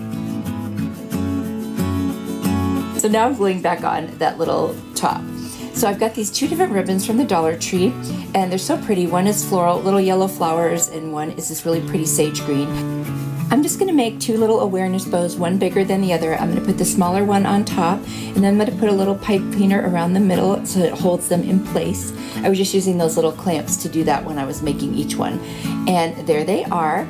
And then I'm going to take these two buttons. One is black and then one is kind of a green color. You probably can't tell, but I'm going to glue them into the center or onto the center with hot glue of the bows and stack them right on there. And that looks so, so cute. And then I'm just going to hot glue the whole thing to the bow and then onto the mason jar. And I thought this was just a cute little way to dress this up. All the colors go together. It's harder to tell on camera, but in person, that contact paper had all of these colors in it. It's so many different colors, it's hard to see. But I'm just gonna attach that right there, and then I'm gonna tack down the little tails of the ribbons, which you just saw me dovetail a second ago. And there I am just tacking them down, and that's it. You guys, this was so easy and very, very cute. And actually, everything was Dollar Tree on this one. I'm gonna take a furniture marker and go around the edges, and that's it. I love it. I hope you guys like this one. It's so cute and fresh, and I love what it says, and it's just a nice little piece. It'll go with any decor.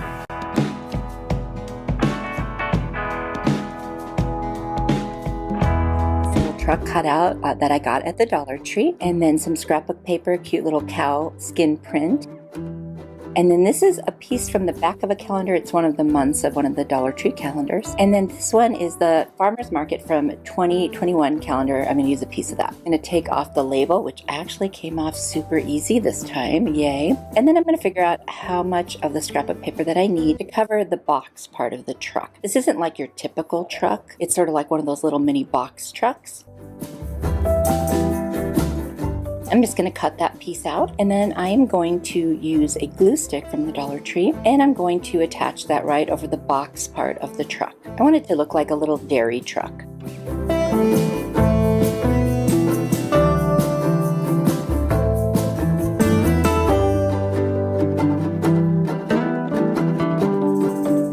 Once I have that attached, I'm going to take my nail file and I'm just going to file around the edges, only going downwards so that I can take off that excess bit of scrapbook paper that's on there, and it gives me a nice clean edge. I love that. I've got a bunch of little pieces of wood, and I didn't have one that would fit the exact size of the little baby sign that I have there, so I'm going to just hot glue two of them together to make a nice little platform to put that on. And so I'm just gonna use my hot glue, put them together, and then I'm going to take my scissor blade. I'm gonna go around the edges of my little sign there and just rough it up. I love doing that. I learned that from a friend, Linda at Faith Chick 777's DIY and Design. I'll put her link down in the description box. She's wonderful. I'm gonna add some buffalo check ribbon to each side because this is a little bigger than my sign, and I thought that would be a super cute accent. And I'll file down the edges a little bit to make sure that they're nice and clean. And then I'm going to put some hot glue around the edges of this little sign and attach it directly onto the pieces of wood. And it's so cute. It's going to just look great on my little truck.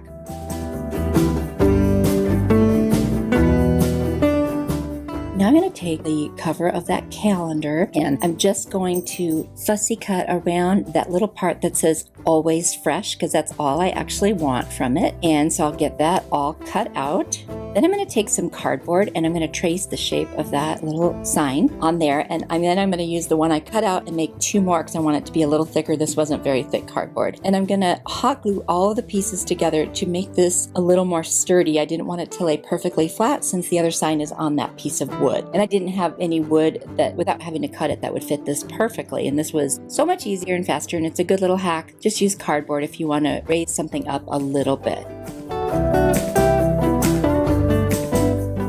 For those of you who love to watch crafting videos while you craft, I have a mega playlist with a link down in my description box because I do that when I'm crafting. So there it is if you're interested.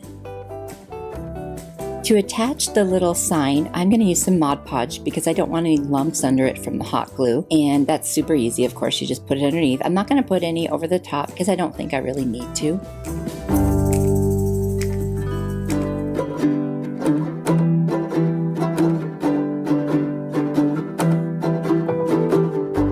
Then I'm going to take my nail file and go around the edges and just kind of smooth it out. It's not wood, but I thought, what the heck, I'd try it. And then I've got this little chalk marker from the Dollar Tree, and I'm just going to kind of go around all of the edges, give it a little bit of a distressed look, but using the white instead of like a darker color because I kind of like that. It looks really cool. Now, I should have done this before I did anything with that scrapbook paper, but I don't know why I didn't. But anyway, I'm going to paint the rest of the truck with my Rust-Oleum linen white chalk paint very carefully around the part with the scrapbook paper. I'm going to take a black jot marker from the Dollar Tree. I'm going to go around the outside of the tires, and then I'm going to draw the circle apart for the tires and fill them in with that same marker. Now I'm looking at a picture of a truck online, and I'm just going to draw some lines that give this a little more dimension. You know, things that like a bumper and a door handle and so forth and so on. And then I decided to outline the whole thing because I thought that looked really cool. And so obviously that's optional, or you don't even have to draw on the truck part. I just thought it would look really neat to draw in the parts of the truck and just, you know, give it that little extra oomph.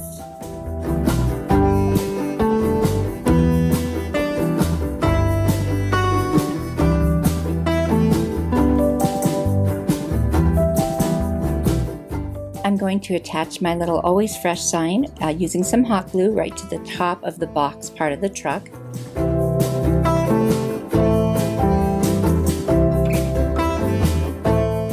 And after that's attached, I'm going to attach my little homemade sign just below it, and I think it's going to look so cute. I looked at another picture and saw that I could actually add a little more to my truck body. So that's what I'm going to do with my jot marker. I'm just going to make it look even better.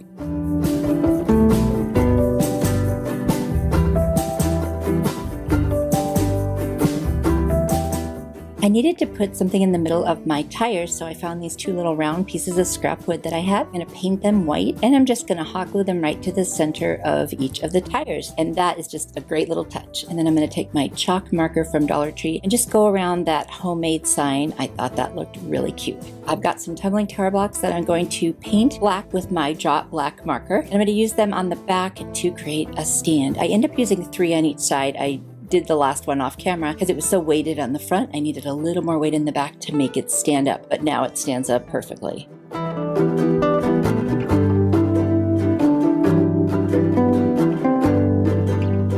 Guys, I love this. I hope you like it too. So easy, so cute, and very farmhouse fun.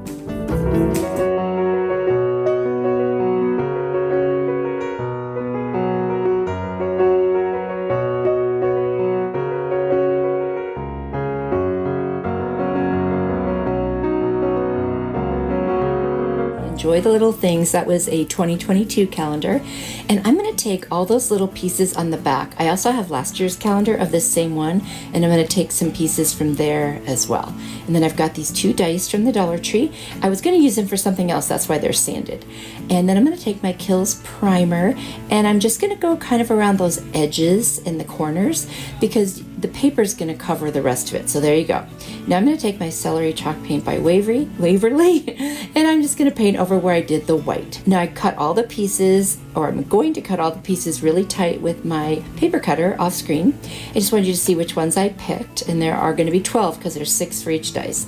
And there I am cutting them down. Now I realize I probably need to cut off the corners, so I did that. I'm going to take some Mod Podge, put a generous amount on there, and just make sure it gets all around the edges, and I'm going to attach each piece. I'm going to mist the pieces of the calendar first, just to make the paper a little more pliable. I was inspired by Courtney at Creative on the Cheap. She made these cute dice to make decisions, and I thought, what if I made some of these dice for affirmations? I'll link her video and channel down below. I'm going to rub and rub and rub, and then I'm going to add a bunch more Mod Podge on that. I just want to make sure that it lays down flat. And it does if you're patient and you just keep rubbing over it. And there they are. They're all covered now. But I feel like you can see the edges of the paper. So I'm going to take a little chalk marker from the Dollar Tree, and I'm just going to write all over those edges on both of the cubes for every one of those little pieces of the calendar paper. And I think it kind of gives it just a little more muted look on the edges, and I'm very happy with that. You can still see the little bit of the celery color in the corners, which is fine. And then I'm going to put a very heavy coat of Mod Podge all over the entire thing. I think this is so fun. If you just need a little encouragement or some affirmations, just roll the dice and it'll tell you something very positive. I'm going to use some corks. I have quite a few of them. They were gifted to me by my stepdaughter, and I am so excited. I'm going to take this mirror, I'm going to cover the center again, and I'm going to go outside and spray paint it with some matte black paint, and I'm going to make sure that that is covered pretty well. I just used a box so it didn't get all over everything. It was kind of windy actually. And I'm going to use some flowers from just a little stash I have of extra little pieces. I'm going to take all the lavender ones I can find. I love lavender, you guys. It's my favorite. Oh, and by the way, it's purple. Yeah, there you go. I'm going to take this little teeny scissors I have, and I'm just going to stab holes in the middle of the corks and see if I can stick that lavender in there. Once I know that I can, then I can actually use hot glue to attach it into the hole of the cork, and that way it'll be very secure. I'm going to do that with all of them. Now I have enough of the darker lavender and the one with white to do every other one as I go around the mirror, and I just figured out where those little kind of square ends are that stick out. I'll put one there. It'll start like where the mirror is and set it down and then hot glue it in 2 spots straight out. And honestly, if you're concerned about the corks moving, I would definitely use something more adhesive like E6000 or super glue. Now I'm going to add some greenery. It's just a little bit of like boxwood that I had left over from a Dollar Tree pick. I just put it all around until I liked the way it looked. This is going to be such a cool centerpiece. You could put a candle in it, a bottle of wine in the middle, or just leave it as it is. What do you think?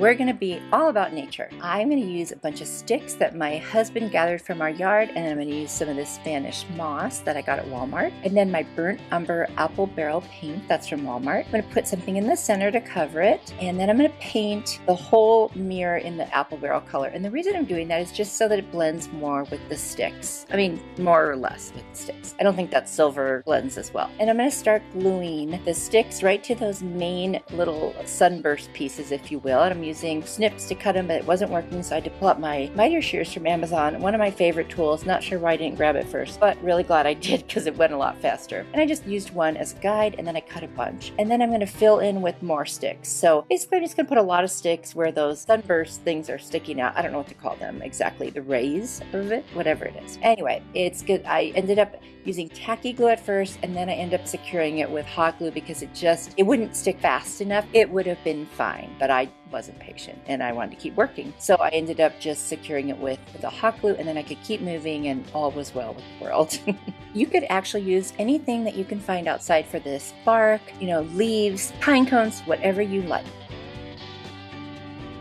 And there it is with all the sticks. And now I'm going to take the Spanish moss, and I can use the tacky glue for this. And I'm just going to stick it in between the sticks and just kind of almost make like a nest kind of a feeling.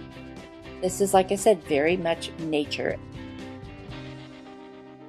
And then I'm going to take these little cotton picks from the Dollar Tree and our pods, and I'm going to fluff some of them out and just kind of attach them with hot glue all around. And I just think it's so interesting and very natural. You could use it as a centerpiece. You could hang it on the wall, whatever you want. I just think it's kind of cool. Hey, if you put it outside, I bet some birds would take over. I don't think I'm going to do that though. I'm just going to, I don't know what I'm going to do with it actually. Anyway, for you nature lovers out there, this is a great option for you for the Dollar Tree mirrors. I mean, you would never know this was that same mirror. So there you go. I hope you guys like it.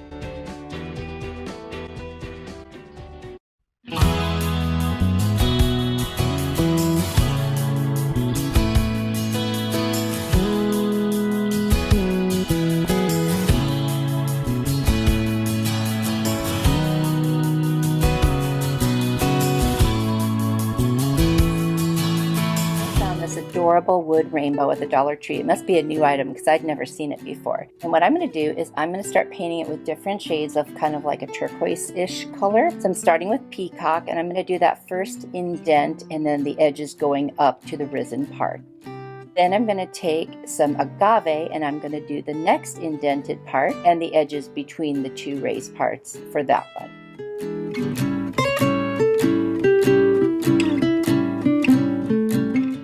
Then I'm going to take the color Pool, these are all Waverly chalk paints, and I'm going to do the next indent and just do the exact same thing that I have already done and finish up all the edges on that as well. Then I'm going to take the color Crystal, which is lighter, and I'm going to do the very last indented part. So as you can see, it's kind of like an ombre turquoise type of thing. And then I'm going to use Warm Buff from Apple Barrel Paints, and I'm going to do all that raised part of the rainbow on the front.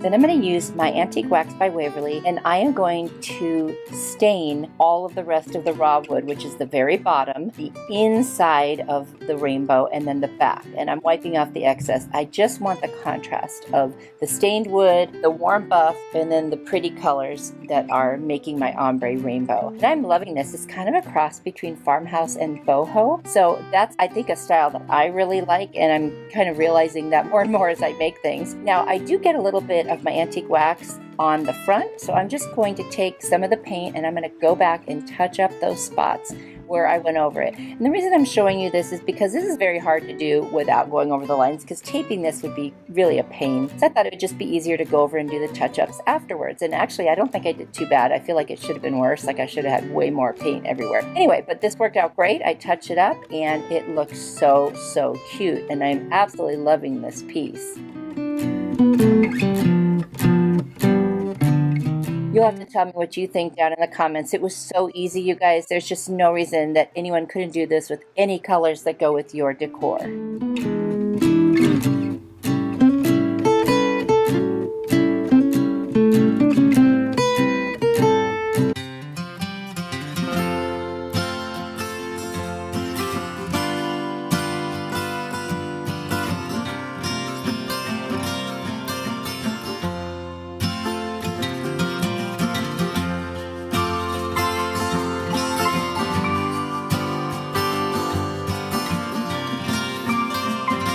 I saw a picture on Pinterest that really inspired me, so I'm going to take the tumbling tower blocks from Dollar Tree.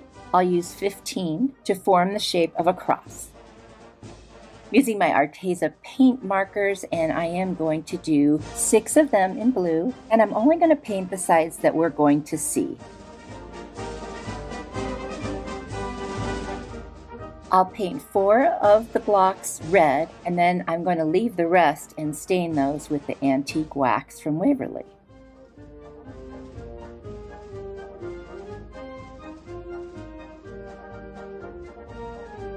I'm going to apply the wax with a dry cloth so I only get a small amount on there. And then I'm going to take my heat tool and I'm going to dry everything off and make sure that it is not getting all over my hands so that I can hot glue the pieces together.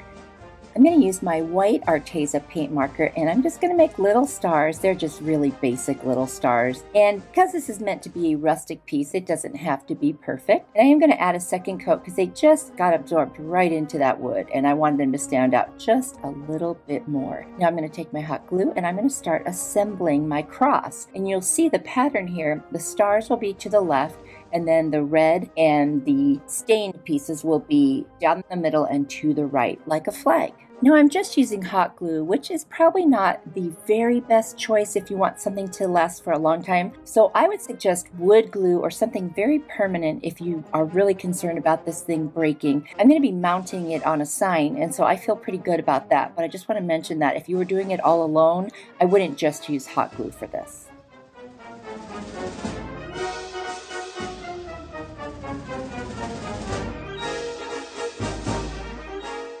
I have this super cute tin sign from the Dollar Tree, and it's got those kind of corrugated bends in it. And I'm going to leave the other side the way it was, and I'm going to put this on the back. That way I'll have a two-sided sign. I'm going to take my sanding sponge from the Dollar Tree, and I'm going to start distressing my cross over the paint. I want to dull it down and make it look older. I'm also going to use the Antique Wax by Waverly and a little sponge, and I'm going to start dabbing that on as well to help age the look of this cross.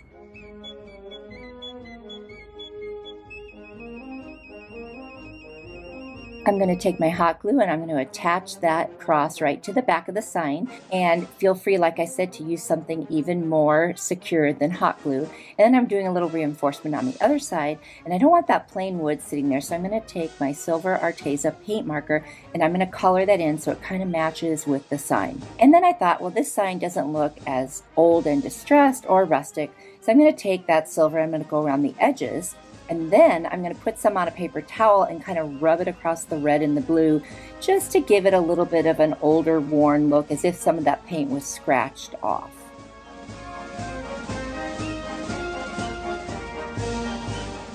I'm going to remove the little jute twine hanger because I want to add some more aging or distressing to the sign. I'm going to take a little bit of my white Kills primer paint and I'm just going to super lightly dry brush over all of the tin, and that's making it look older, and I really like that. And then I decided I think I'm going to do that over the cross because it looked so good on the tin that I wanted to add that same look to the cross itself. So I'm going to go ahead and dry brush the cross, wipe it off with a paper towel, and it's really starting to get that age look that I like, and I love it. And for anyone who isn't familiar with dry brushing, you just put a little teeny bit of paint on your brush, wipe most of it off, and then drag it across the surface, and you just go back and forth until you get the look you want. You can wipe off the excess, you can add more, whatever you want.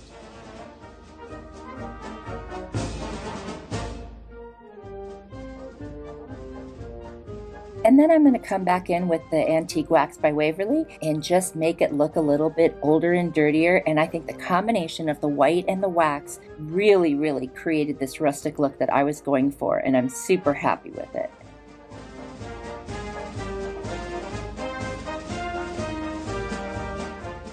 I'm going to add back the little jute twine hanger, and this one's done. I love the way it turned out. I love that it's a two-sided sign, and I hope you guys really like it. Let me know what you think down in the comments. I think this would be a very easy project to do.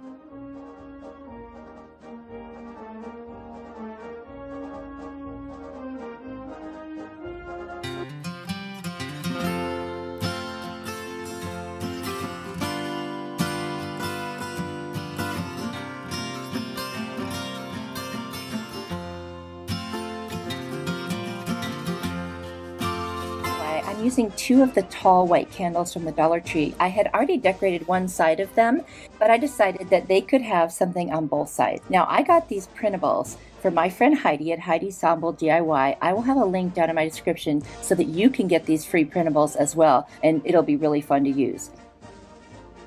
I've also got these little gloves I got at TJ Maxx. You'll see shortly how I create a little skirt for the candles with them.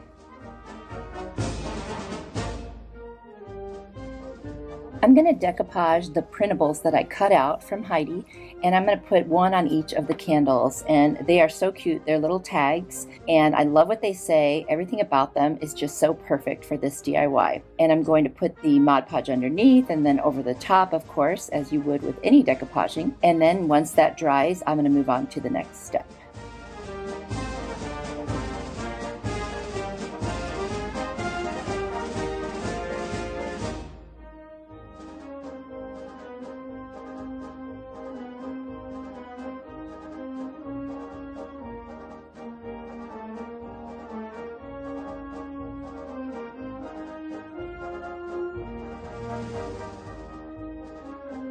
Next, I'm going to take the little gloves that I got at TJ Maxx and I'm going to cut off the hand part just above where the elastic is. And that way they can become little skirts.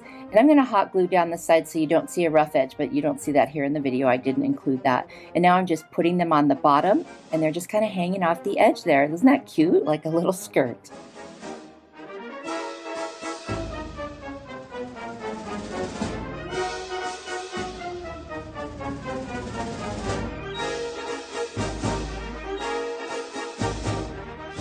I got this super cute red, white, and blue ribbon at Walmart, and I'm just going to wrap it around the top and hot glue it to the candle glass. I'll do this to both of my candles.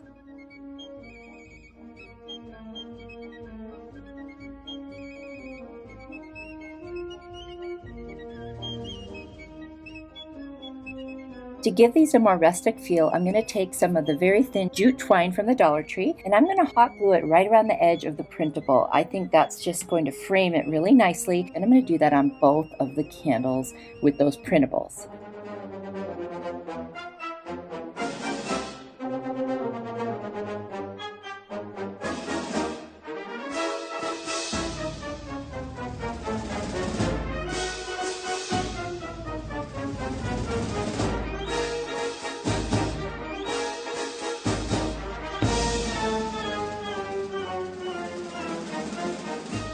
With a marker, I'm just going to add a little dot up at the top of the tag so it looks like it's a tag with a hole in it, and I made a super small shoestring bow out of that twine, and I did the same on both of them.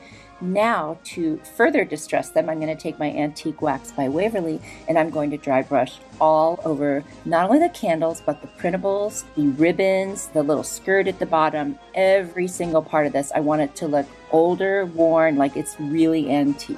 And once I finish with this, these are done, and they're so cute. This was very simple. This was a fun, easy DIY.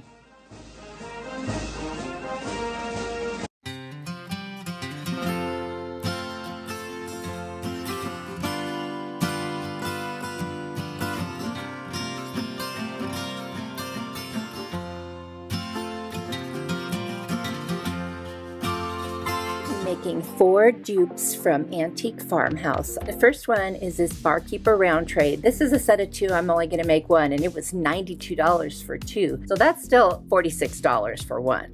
I'm going to use these paint stir sticks that I ordered on Amazon, and they don't have the curvy part, so I really like them. And then I used 2 of the Hot Wheel tracks from the Dollar Tree, Waverly Paint Ink and Steel, and then the Folk Art Paint Metallic Silver. And what I'm going to do is start off with my Kills White primer, and I'm going to do almost 3 coats on both sides of these tracks. Now I cut one of them in half, then I added the steel color over the top after I had done several coats.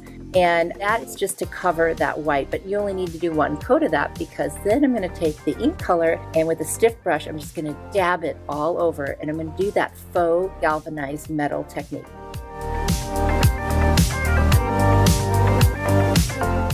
Next comes white. I'm just going to dab that all over, both sides by the way, and then the metallic silver, and I'm going to dab that just to dull down the white and the black a little bit, and that's what kind of gives it that galvanized look. Now I'm going to take these 2 pieces of the track, and I'm going to figure out how I'm going to attach them to each other. There's holes at both ends except for the one I cut, so I'm going to use my crocodile, which is also from Amazon, and I'm going to make a hole on that other end so I have something to attach it with. Then I'm going to line them up and see how that's going to look, and I'm going to mark it, and I'm going to take a blade and cut off the raised piece because I want it to lay flat on top of the other one when I overlap them, and by getting rid of that little raised piece of the track, I can accomplish that. And then I can use E6000 and hot glue combination and get those pieces to stick together. Then I'm going to take a clamp and hold them together, because otherwise it just pops off until it dries.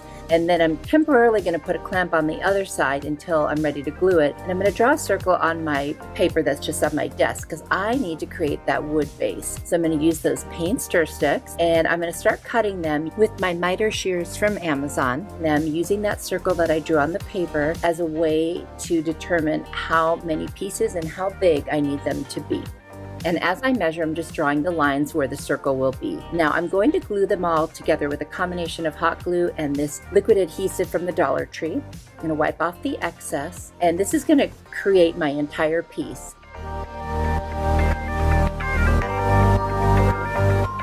Now I'm going to double check again the measurement. I'm going to put that ring over the top. I'm going to reinforce with some more glue. And then I'm going to use my blade, and I'm going to start cutting off the excess around that circle. You just score it till it all comes off piece by piece. Next, I'm going to sand my wood. I want to get rid of the pencil marks and anything else. Then I'm going to take the Antique Wax by Waverly, and I'm going to paint that on there and then wipe off the excess, basically to stain the wood. And I'm going to do that on both sides and around the edges. And now I'm going to take that ring that I created, and I'm going to do a combination of hot glue and E6000 to attach it all the way around. Next, I'm going to take my steel paint, and where the wood shows on the bottom, I'm just going to paint that with the steel so it all looks cohesive. I'm going to take some wired jute cord from the Dollar Tree, and I'm going to cut 2 pieces that will be the handles. And then I'm going to cut out of this tin baking pan from the Dollar Tree a couple of pieces that I'm going to wrap around each edge of those handles, and then I'm going to paint it all with the steel paint so it looks like it is metal that is welded on there, and the rope will actually look like a handle.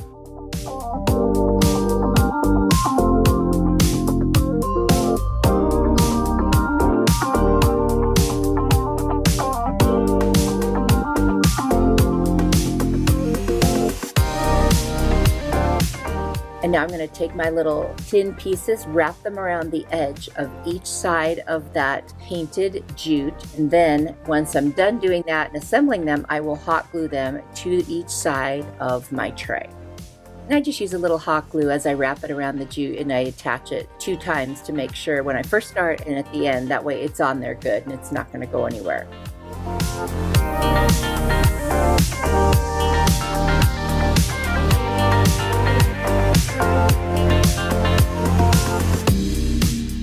Next, I'm going to take these 2 little pop-up dots from the Dollar Tree stickers. I'm going to paint 2 of them steel. I'm going to cover the holes that were there on the tracks. And it's going to end up looking like, a rivet or a bolt that's there. And it just looks like it's supposed to be there. And now I'm going to attach those little handles. Now, they're not really functional, although you could pick it up because this is very light. But this is more of a decor piece than a functional piece. This is going to be just fine with hot glue. Of course, you could use E6000 if you really felt better about it. And after the handle's attached, this is complete. This was really fun to make, and I think it came out actually pretty cool, and I love that I used the Hot Wheel tracks.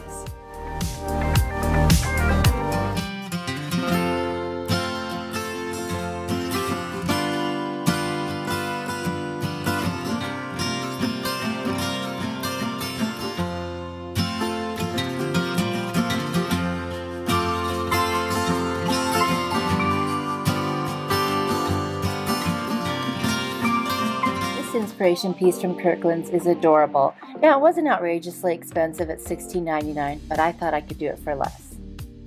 I'm going to use one of those little house pieces from Dollar Tree, some paint, some craft sticks, and some Jenga blocks. I'm going to start with 7 Jenga blocks, and I'm going to hot glue them together side to side to make the base. I'm going to paint this base black using the ink paint from Waverly in the chalk paint.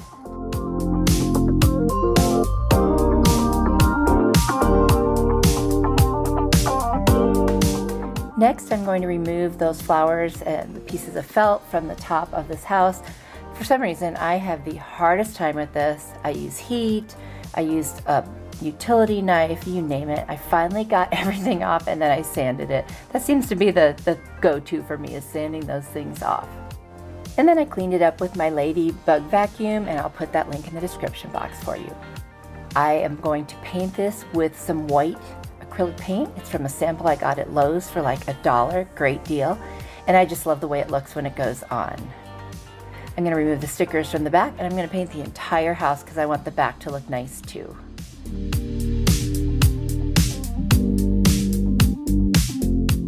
The inspiration piece had some lines on it to kind of look like shiplap, so I'm using my square ruler to do that.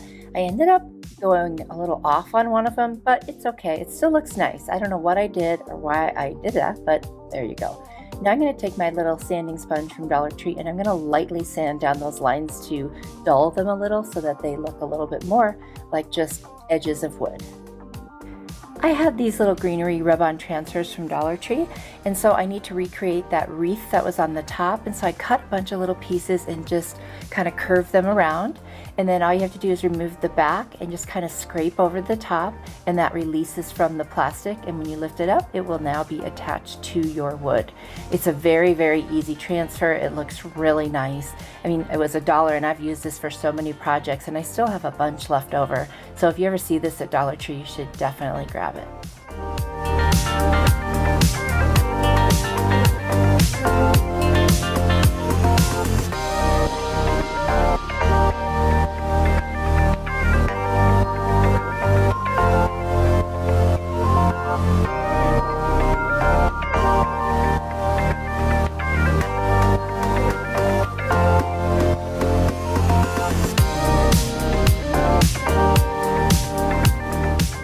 I used some gingham or buffalo check ribbon, just like the inspiration piece had, although mine is just a little bit bigger squares. And I made a teeny little shoestring bow with it. I'm going to hot glue it right on top, just like theirs was. And then I'm going to trim the tails of the bow so that it looks like the one that I'm trying to recreate.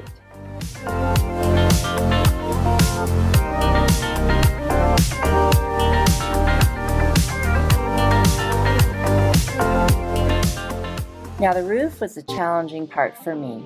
Never did well in geometry in school, and this kind of with a little bit of geometry. So I'm using these craft sticks, trying to figure out how long I need to make it, measuring it. I'm using my miter shears, which are awesome.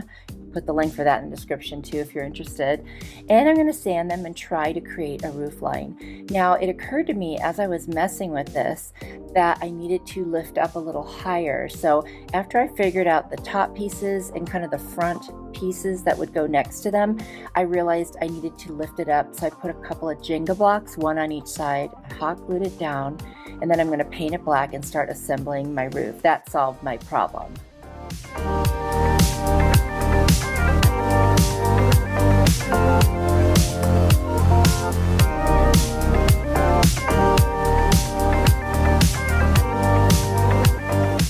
Now anywhere that I overpainted a little bit with the black onto the white, I did go back and I touched it up after everything was dry. So if it looks a little messy, it's all taken care of.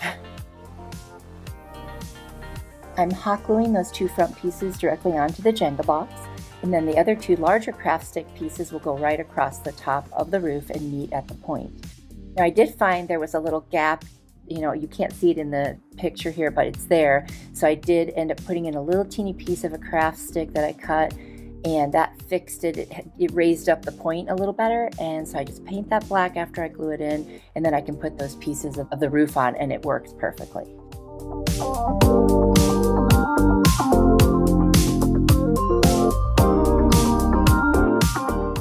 I really love how this one turned out. It's so cute. There's the original in the picture. Now, I did not film for some reason what I did on my Cricut, which was I looked up fonts to try to match the best I could. And so there are basically 4 different fonts here. And then I added a tail with a black marker to the word family. And I don't remember the name of the fonts. I'm so sorry. I really hope you guys like it. Let me know in the comments.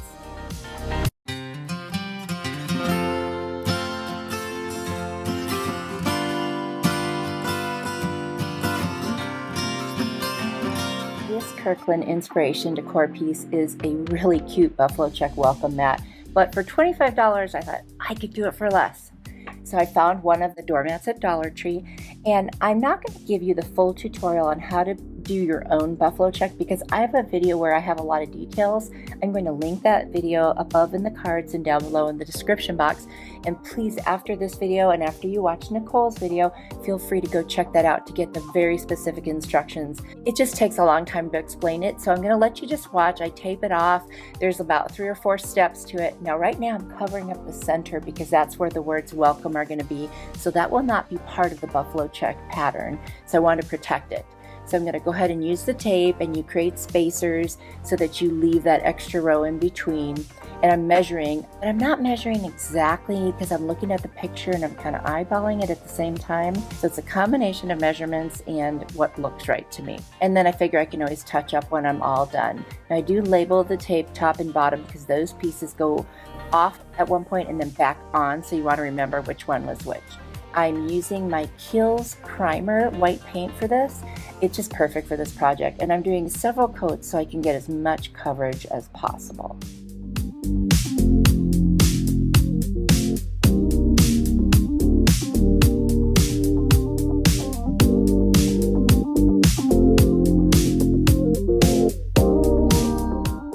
So in a nutshell, you have, in this particular buffalo check pattern, we'll have like black, gray, white, and off-white. It's basically varying shades of a similar color, unless you're mixing 2 like red and black. But in this case, I'm mostly doing white, gray, and black.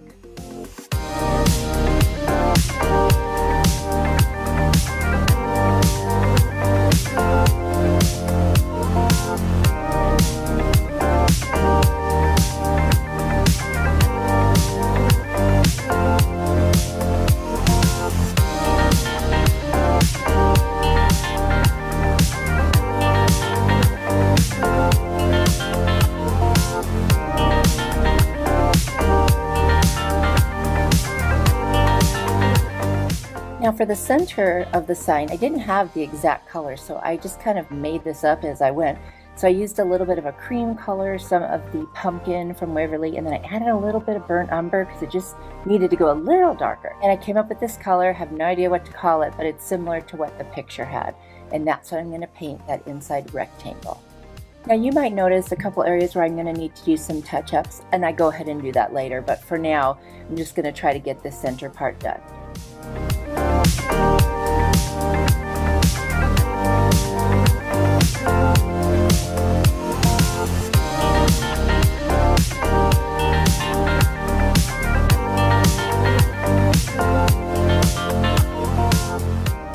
I am going to use my Cricut to create a stencil for the word welcome.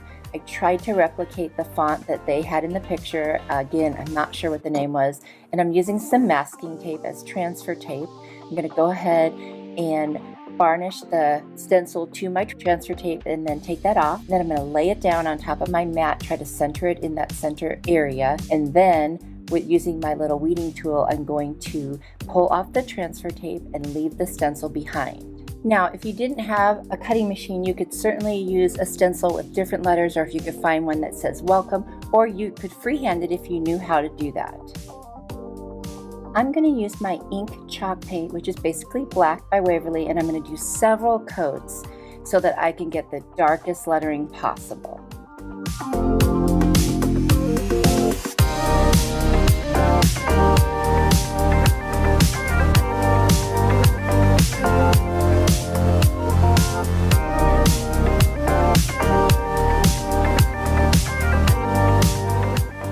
Now for the super fun part, which is pulling off the stencil. I gotta tell you, I was so surprised how clean the letters were. I thought it was gonna bleed for sure, but it didn't, and it looks amazing. So there's the original up above. Tell me what you think. I feel like it came out pretty good. I'd love to know what you think.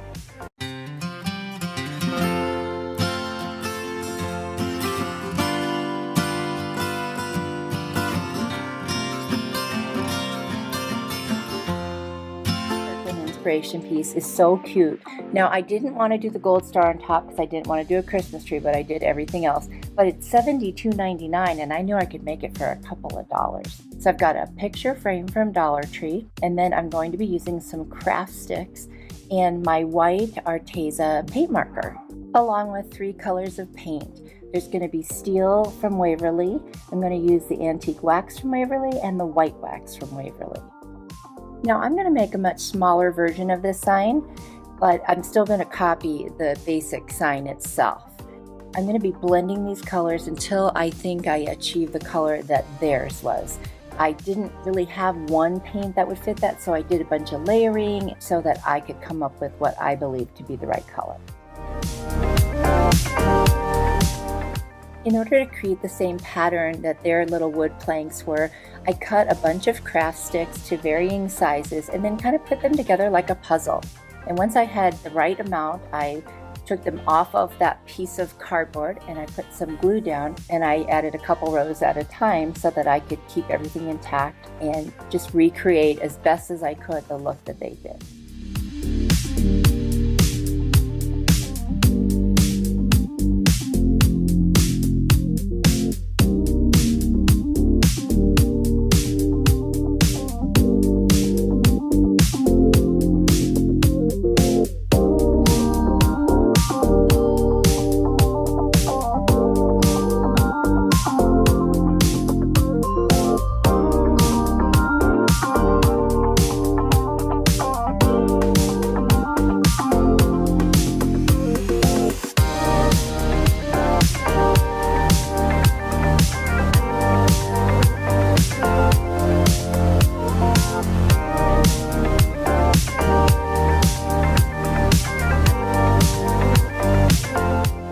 I use those same 3 colors to layer onto this wood base that I made, and I am going to achieve as close as I can to the color that they use. Since I don't actually know what it is, it's kind of a guessing game just by looking at it. You have to tell me if you think I achieved it.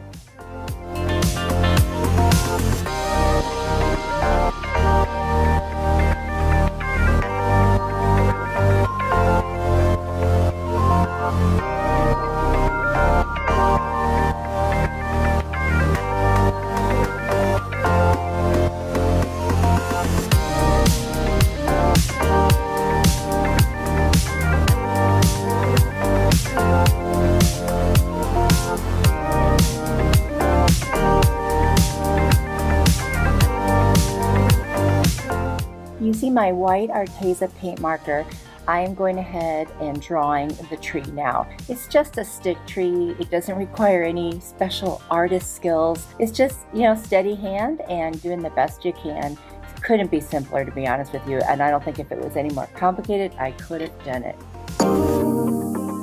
What do you think? Did I nail it or fail it?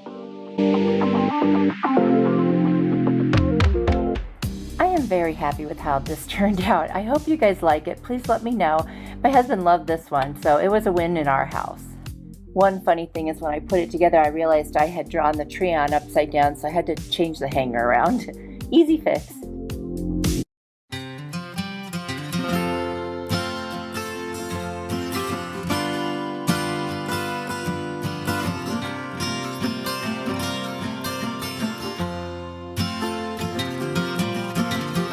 Thank you for watching. You are truly a blessing to me. Let me know which one was your favorite today. I've got another video on the screen that I think you'll really like, so if you click on it, I will see you there. Bye.